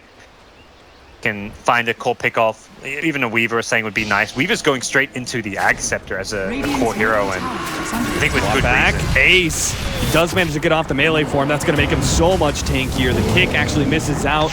They are still pursuing this one. At the same time, Alliance went on top lane. Got has to Joe. Noya's going to be turning around here. Ace is going to be losing his Aegis here. Ponskin has his way. The heal is barely doing enough. Now the Savage Roar plus Frostbite. Somebody finished him off. A Wave of Terror do the trick. Now he's going to come back in range for him. They don't have a whole lot of stuns. EGM's out of mana, but maybe Limp can still do it. It gets enough right clicks in. Needs a little bit more for the Assassinate to finish him off, and Ace not going to go down. He manages to get away. Some bold play pays off for Alliance. The Smoke Gang was actually up top. They caught the Weaver farming the lane up top with the Axe Lifestealer duo, and then that fight around mid lane. There was no Weaver. There was Warlock Rock still on cooldown, so very well played by Alliance, just striking when Cloud9 are slightly weaker. Despite there being an Aegis, that also stops there being an Aegis when the rock is back up, so you're less afraid of having to defend your high ground now. Yeah, you know, I was watching top. I was like, all right, the Smoke Gang's heading up towards that Weaver, and all of a sudden I see Vengeful Spirits over here on the map. I'm like, what? He swapped, and I can't believe Alliance made that kind of play, fighting as 3 into that Aegis, but it worked out. Yonosafon's going to be chased down here. He's got the Swarm on him. He doesn't have any way to blink out. Looks like it could be his death. Ogre and Venge, they're just a little bit too far away. Time lapse even just to get rid of some of that spin damage to make sure they can keep potentially applying pressure here. Ace goes, this Mjolnir, no, goes for the Hurricane Pike first, so wants to be able to positioning item. And C9 with Aghanim's Warlock likely going to be eyeing off a team fight of some sort. The easiest to force that fight on a high ground push now without an Aegis. The Lone Druid can try and sit back with his range advantage and stick it to buildings. But I think for Cloud9 they'll actually slow this down a little bit and only take fights outside of the Alliance base, at least until they get like another core item or two. Funny, we talked about the Lone Druid and Weaver and how they would need time. Cloud9 just don't play that way in the beginning. They use the Lone Druid to take all these outer towers, and now if they want, they just sit back and farm for days. Yeah, they got double Midas on supports. Like both CM and Earth Spirit will scale pretty nicely, and more importantly, get all their key levels. So by the time they go for that high ground ending push, these heroes will at least have like all their basic spells maxed out. CM can benefit a lot from having like the max out Nova as well as the Frostbite, and get a couple luxury items on these supports. Warlock eyeing on for Refresher now as well. So there's really no rush for Cloud9 because of the strategic advantage they're in, and I mean the double minuses, the farm advantage is going to get bigger and bigger as well. Up to a fight. I'm definitely feeling Refreshers a little bit A little bit better. Yeah. So do I. Yeah, whatever. But I don't think whatever item he gets at this point doesn't matter. You know, I feel like he could, I don't know, get a Desolator and be fine. But they're in a very dominant position. But yeah, the refresher to me seemed like the reliable way to end the game. Maybe he'll have a quick reaction, stop Yosinfon's Blink initiation. He is trying to work on a Blade Mail right now. They're backing up Limp as he tries to go for his push at bottom lane, but a Radiant scan. C9 did have an idea of what Alliance were up to. Scan it.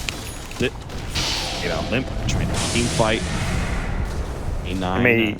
They're gonna bait them this anyway? with the rock. Yeah, I think they will with the rock there. If Hesjo gets gone on, you can easily turn it around.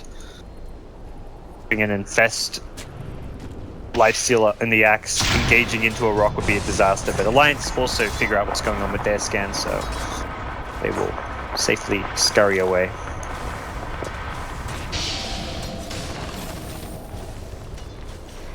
Alliance make the read as well. They back up, farming time both sides, but it's always be a bit more efficient for C9 with Ace on the other side of the map towards his. Yeah, C9 is farming more of the map. They're farming with Midas's, but Graph has somewhat plateaued out, at least over the last 5 or 6 minutes, with Alliance able to put together a little bit, get a couple towers here or there. Still feels like their way back into this game is very limited. The Lifestealer is not really scaling very well, and he's never going to match up well against the Chaotic Offering or the Lone Druid, so it's going to be and even the Weaver, it's going to be very tough. And that initiation of alliances with the infested Lifestealer will get taken away with Nag Weaver. Oda, get here fast! We need your damage! Oh, that is unfortunate. Oh, he walks back Alright, in. Yosinfon, don't try and chase. He's going to get hit by a boulder. Eyes out the broadsword first. At least he won't lose gold. Dies. Yeah, when this Weaver gets an axe, which is coming sooner and sooner, that Blink call with Infest Bomb is suddenly gonna not work so well. Unless it's on the Weaver himself, but often they want to go on the Warlock. Like that fight at bottom where they kill Warlock, that just doesn't happen anymore with the Axe Weaver. Yeah, that really is the triple threat, right? Ace is squishy and deals all this damage, but you can't jump in because there's the Radiant's Axe Weaver. middle tower is under attack. Go on the Axe Weaver. There's the Warlock Chaotic Offering that's going to be dropped on you instead. Hey, this is a great last pick. Switches things up quite a bit for C9 and for that bomb situation. Now we're going to get in action here. Good start for Alliance, managing to bring down that Spirit Bear. Still can't deal with Ace, the true sniper of the group. Yeah, they're melted. They traded Bear for some decent damage on a tier 3 tower, but boy is that Bear squishy with the minus armor from the Howl and the sniper hitting it. Painful thing is, with him, even with the Mjolnir on it, like the range of the sniper is such that he's not even getting hit by it, it looked like. Voda finished up his Desolator. He's close. He's actually... So, big upgrade in damage. They need this kind of burst. They need to just be able to pop someone before Cloud9 can even react. Yep. As to Joe before he picked the bag at himself. But as I say that, he backs away from me.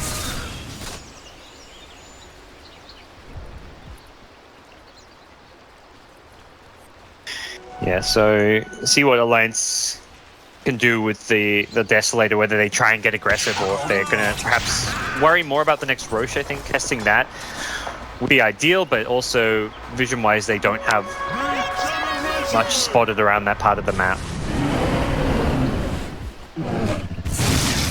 It does feel like Alliance is just happy to kind of split the map a bit, have a couple heroes farming and pushing top, same at bottom, and they're just trying to use what wards they have down in this bottom side of the map to not get caught out. They gotta find some way to a 9 to split up. Ultimately, I think if they split up and they farm and everything, that's all good for Alliance. They do need some recovery. I think ultimately what they're going to need is a pick-off to really buy them some. Yeah, the cores seem to be keeping up like decently well. Like the difference has been maintained, but it hasn't increased. But the supports, the minuses, they're kicking in slowly, and Yeah, the split push from Alliance is getting them some... Oh, I mean, it's more like a split farm than anything. It's getting them farm, but it's not creating that opening back into this game, so... They went that pick off, they're going to have to do it so soon. Roshan's up, and that probably means C9. As soon as they spot that, they're going to group up. And Rise scouts it immediately, so that's a useful position for him to be in. He's got the wards to try and set up around the pit as well. Sure there's no dire ward on the cliff, and Minoya are ready to set up for this one. If they see a couple heroes at bottom, I imagine we'll see and just go straight into that Roche. Probably won't be too afraid. They've even got the Spirit Bear out scouting. Speaking of which, he's trying to steal bounty runes with it, and he'll get it. Got it. Paid for. Okay, that's not worth. 300 gold to the enemy team for a bounty rune. No, thank you. Oh, they go straight into the pit anyway, it seems, with a double damage on... Oh, he doesn't have a Spirit Bear.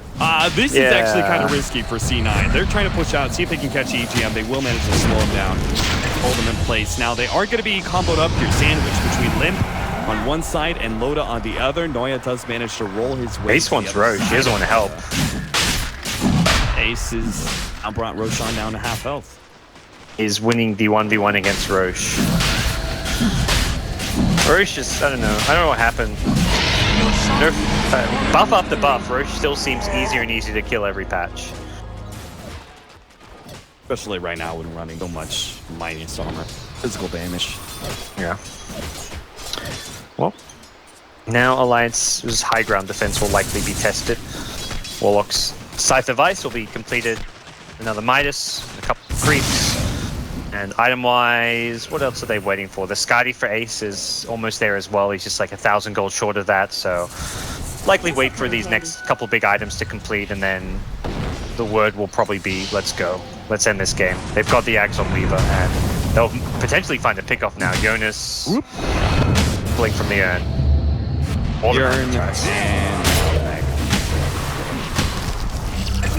Hi, Jonas upon. And that's Joey that gives Noya that full heal. Healing back up. And push stuff back out. Crew's at the secret shop, so that's going to be Baby Knight. Don't think he needs to save for buyback at this point. There's not really any point. If you're pushing and you die, you buy back. It's not like you're TPing in or anything, so... Lone Druid very close to his Skadi. Oh, most is pops. Alliance, a bug, immediately skedaddle. Everyone to the trees, Get away, Ogre, everybody. All right, we're all good. Doesn't have except one. for Hanski. No. He's trapped, not pretty low level, so if he does die, he'll at least hopefully be back alive for Alliance before the high ground push comes in, but doesn't look like he's going to get caught out. This will come in handy. Question is now, which lane and how do C9 go for the high ground? Are they going to push in multiple lanes and try and split Alliance up? Do they just try and 5-man brute force down a lane? Coin of the realm. Spirit Bear is proven to be very squishy, so he may wait till he has a... He's going to have a resummon fairly soon, 55 seconds, so perhaps that and the Skadi is what they're waiting for. Got the Skadi on the bear. Oh, that's... One way to tank it up, yeah, I guess. All right, there we go. Like, what the hell is he doing? Yeah, that's... Oh, they're waiting for level 22. He's so close to it. Yeah, that actually makes total sense. And theoretically, you're like close to having 3 lives or something, but this creep wave will just about be his level 20.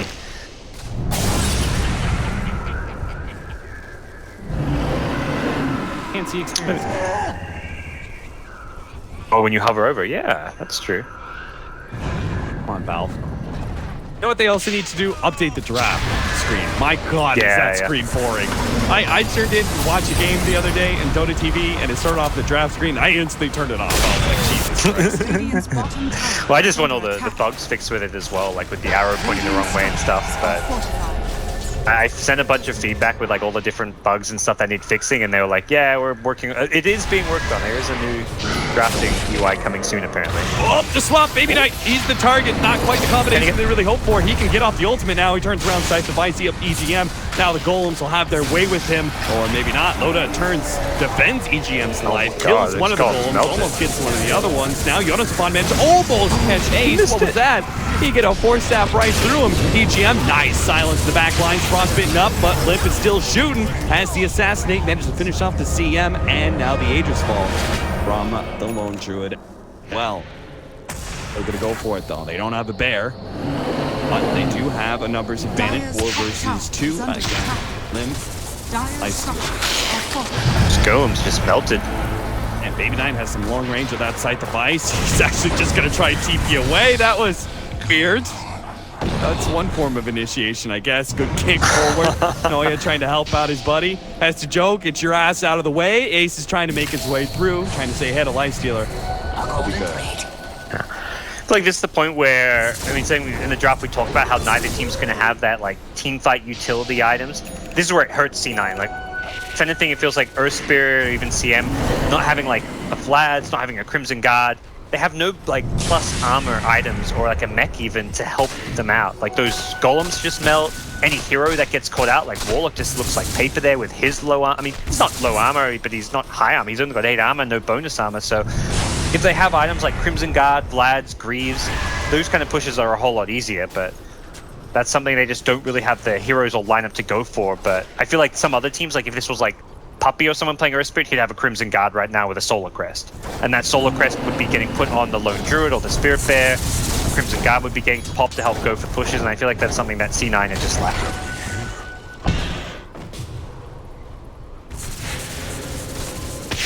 Lions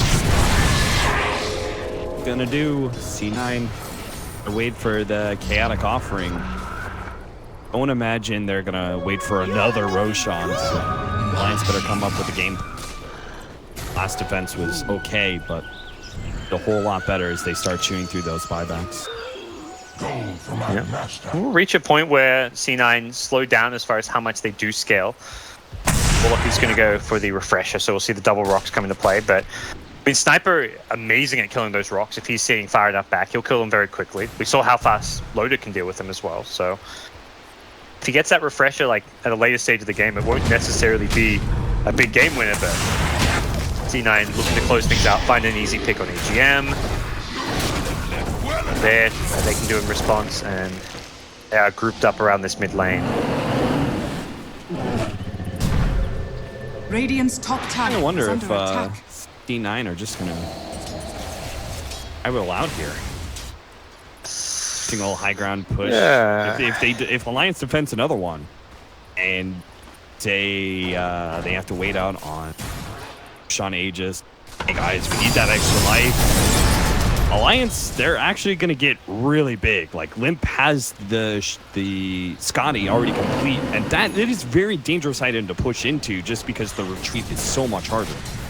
And it's the fact that both Loader and Limp have Bloodlust as well, giving them additional chase and additional damage output. And Skin caught out. Kick went land,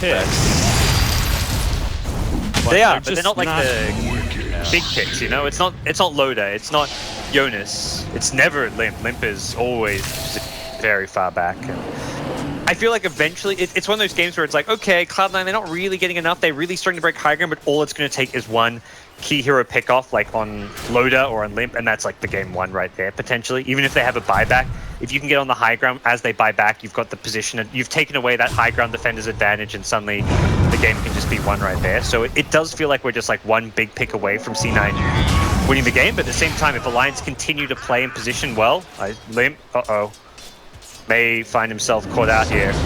There is a kick. Oh no, Guess is wrong. You're setting it all up, guys. You're like, we're just one pick away, and that pick almost happens. That was no buyback. That was game over right there. Like, okay, maybe Alliance don't GG out, but they lose. They would have probably lost 2 lanes of racks if that pick happens. Dead. Going to have Loda picking up perhaps Assault Cuirass before this high ground push ever comes in from Cloud. So, yeah, it's getting a little risky. I kind of have to wonder, Baby Knight's choice of getting a sight device, which I feel has not been effective yet. What's this item even do for a Warlock? You're not an initiating hero. I don't know. It literally killed him because he ran in and sight deviced up a sniper, and then buyback happened, and he didn't have the sight device. You know, it's like, if he had Refresher in that one team fight where he drops it on 2 and hits EGM, and he drops another round, like EGM is surely dead, they keep Lifestealer a little bit controlled as well. Bear may die again here. Ace is actually going to be not a Spirit Bear for 2 minutes. Now the initiation comes in. Noya actually not hit by that one. Does manage to get a stun up onto Limp. Limp's caught in the corner. Swap back. EGM does save his buddy. Lotus now going to be sacrificed. There's the use of it. Ace is controlling him. Oh, freezing field. The right-hand side almost brings down 2, but it's not good enough. Not going to last. Yonosapon desperately chasing onto Ace. They need to be able to get these backline heroes. Yonosapon, he will end up going down. Loda fights it out with the golems and finishes him off, but Hesta Joe is here trying to clean up, and Ace is on his way as well. Alliance, they're not healthy enough to be able to fight this one anymore. They need to leave. Loda needs to get out. He needs to armlet toggle through all of this, but it's not going to happen. As Joe, he gets stunned up, but he does manage to get off the ulti. He will survive. Limp is up to defend against this, but Loda does not have buyback for 70 seconds. That's some ballsy play from Rise's CM. He just goes blinking in on top of the sniper with the frostbite and freezing field. It was after Limp got swapped out. Limp was in the perfect spot to just clean up, win that fight for Alliance. If not for Rise's play, he throws away his life there, but he gets Sniper down really low, gets Ogre down low as well, and forces the Sniper to use his Hurricane Pike defensively. That really salvages that fight for Cloud9. So very good aggressive play from him, even though he doesn't get the kills and he ends up just dying. Make sure that Cloud9 can come out on top, but again, it's not a big enough fight victory for C9 to actually get a lane of Rax or anything, and still Alliance feel like they can press out and push forward. This is without Lifestealer. They want to make sure Roche isn't happening, and he hasn't respawned yet, so will play out to their favor. Well, unless they want to get Roche, but I don't think they realistically could have killed Roche in a timely enough fashion. Smoke down though, and C9 won't got an Arcane Rune too, so this means that Spirit Bear is gonna have a lot less cooldown. Oh, Hesta Joe just runs right into Alliance as a 5-man. That's a huge pickoff. That Ags upgrade on the time lapse is so critical for C9.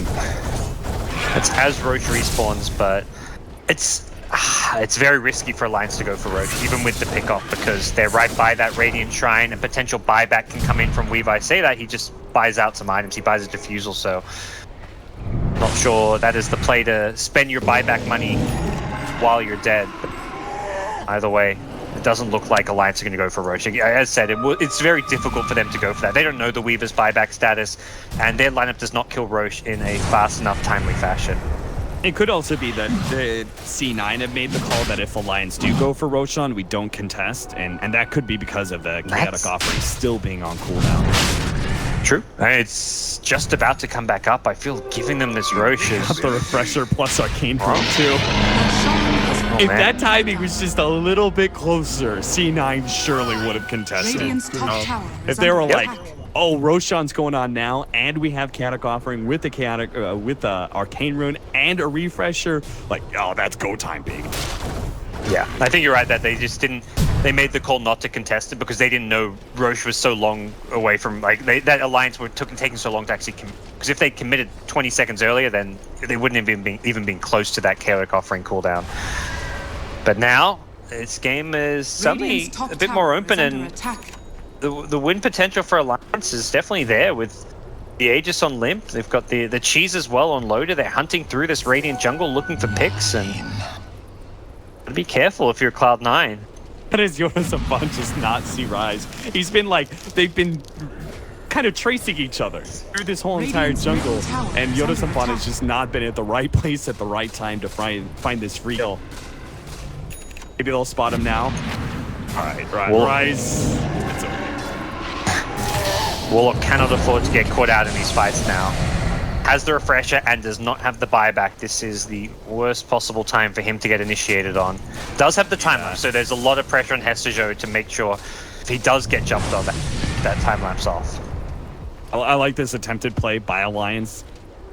Drop the ward and keep running, and then see if they have the opportunity to, as Cloud9 go blind area, but doesn't happen there. One of the things that does seem to be lacking is that Ace is really not hitting that hard considering how far up he's in net worth. And he will have a very large damage upgrade coming in soon. He's got the Daedalus queued up, just buy back as well.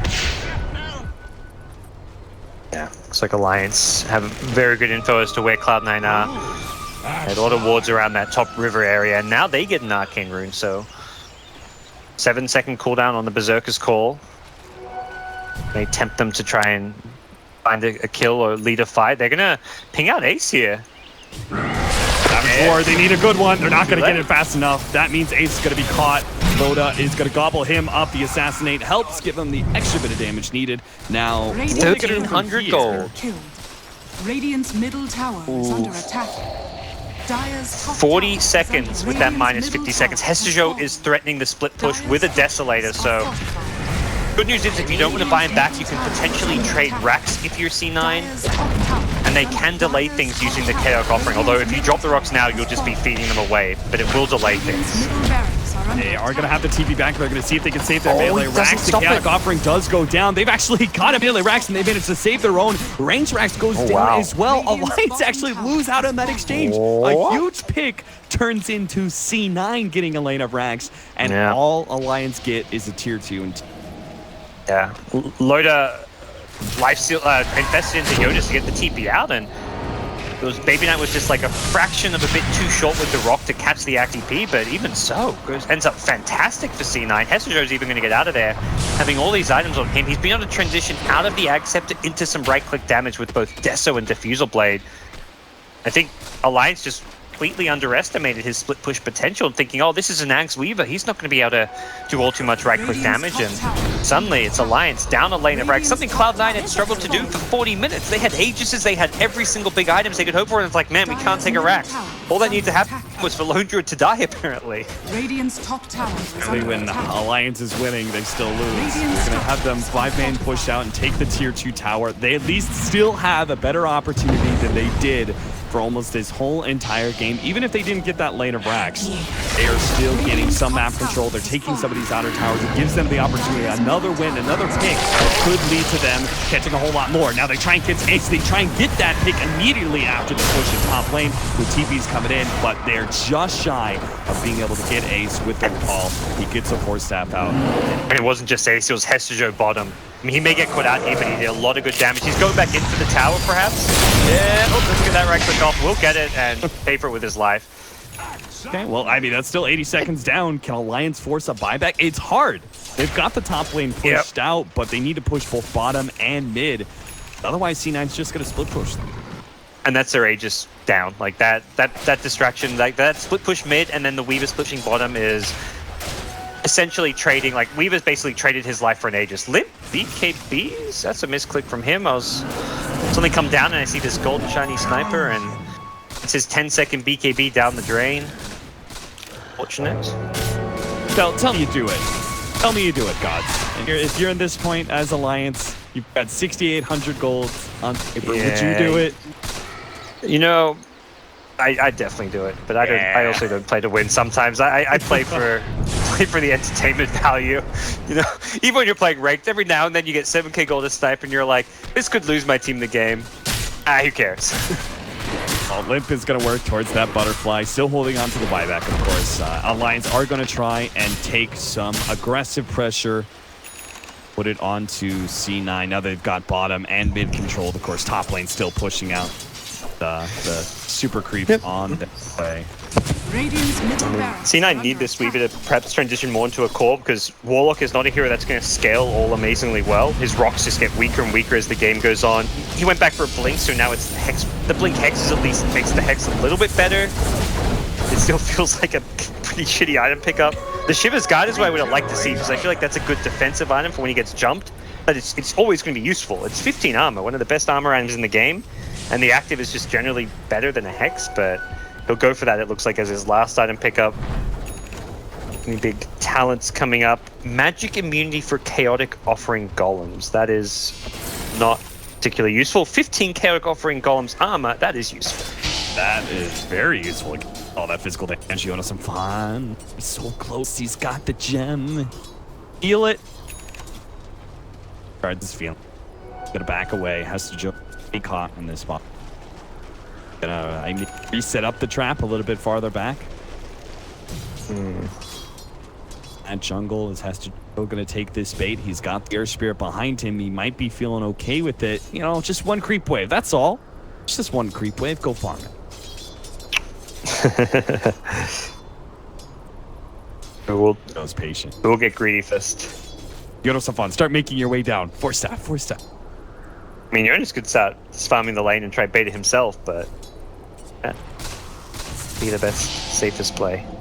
Hester Joe going for it. Get greedy. He's so close. 4-step forward. Gets the blink dagger. Pops out. Now the kick, though. It lands on 2, but it's still enough. With a raged up Loda Lifestealer with an Abyssal Blade, they do manage to catch Hester Joe, and they're so important because it now means Alliance once again can get some map control, and who knows, maybe they can push high ground, maybe they can catch Ace. A swap. Oh no, Ace is dead. Ace is dead. This is surely going to be buybacks, and maybe Alliance.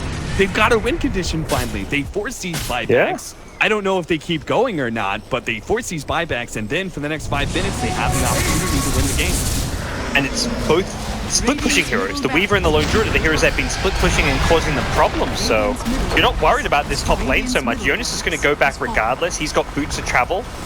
They do need to be worried about buybacks with the boots of travel on cooldown for 10 seconds, but it seems Cloud9 with the low Lone Druid respawn, they just don't want to use it. They're like, well, we'll give them 2 full lanes to save our buybacks. They're going to drop rocks here. Loda, he's chaotic offering with the sight device. Another chaotic offering. It's coming close. The fatal bond damage is bouncing all the tears in the back line. Ryan's now going to come forward. He does manage to get the frostbite up onto Hanskin. That's going to be another potential kill. He is going to be just chased down. That is going to be the buyback on Hester, though. They managed to keep the Lone Druid buyback intact, and they kept their melee racks. The melee racks, yeah. That is such a small little thing that could be a big difference between this like bottom lane having to be pushed out or not. Did have to commit the double rocks here, so I feel like trying to push and force a lifesteal buyback here isn't the easiest play to make. They'd much rather Roshan, and well, Cloud9, Rosh is a very short cooldown for them, so potential Weaver Aegis to make up for him not having buyback is there, but looks like first they want to try press forward. One of the nice things when you're pushing with Lone Druid, it's great because you do die. That minus 50-second respawn means you're not being punished for dying. When you're defend, you get punished because 50 seconds is a lot when your enemy's already at your base. I'm a little bit worried about Ace here. He's playing this very aggressively. Lip actually comes forward. Yonosafan intercepts Hester Joe. Hester Joe doesn't have buyback. He doesn't get off the time lapse. Ace, he's fighting up against Lip, but he doesn't have a BKB. He's getting kited around. The stuns are there, and they've taken down the Lone Druid. 48 seconds down with buyback. Noya almost gets dropped as well. They'll TP out successfully, it looks like, but no buyback. 70 seconds for the Weaver. They could even check Rosh if they want. They have time to take Rosh and go for the high ground play if they're fast about it, but it seems like they want to make sure they get some damage done to the enemy high ground. They've still got a cheese, actually. Loda, with that in his backpack, this is looking very deadly. As the Lone Druid dying, like that's the okay death for them because of that respawn time, but the Weaver dying is just not... they want to go for it. There it is. Baby Knight stops the initiation from Yonosafan, but they're still chipping away at that tier 4 tower. They know they have a minute to work with, not just the Weaver, but also the double rocks out from the Warlock. It's not there. There's no team fight.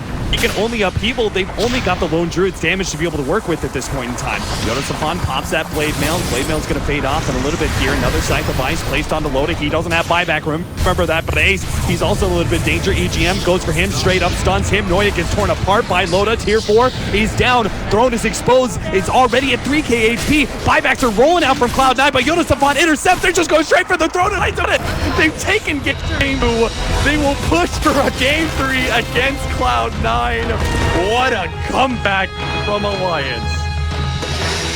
It's a classic Alliance game. One of those, you're down, you look like you're out, but you somehow put together something magical to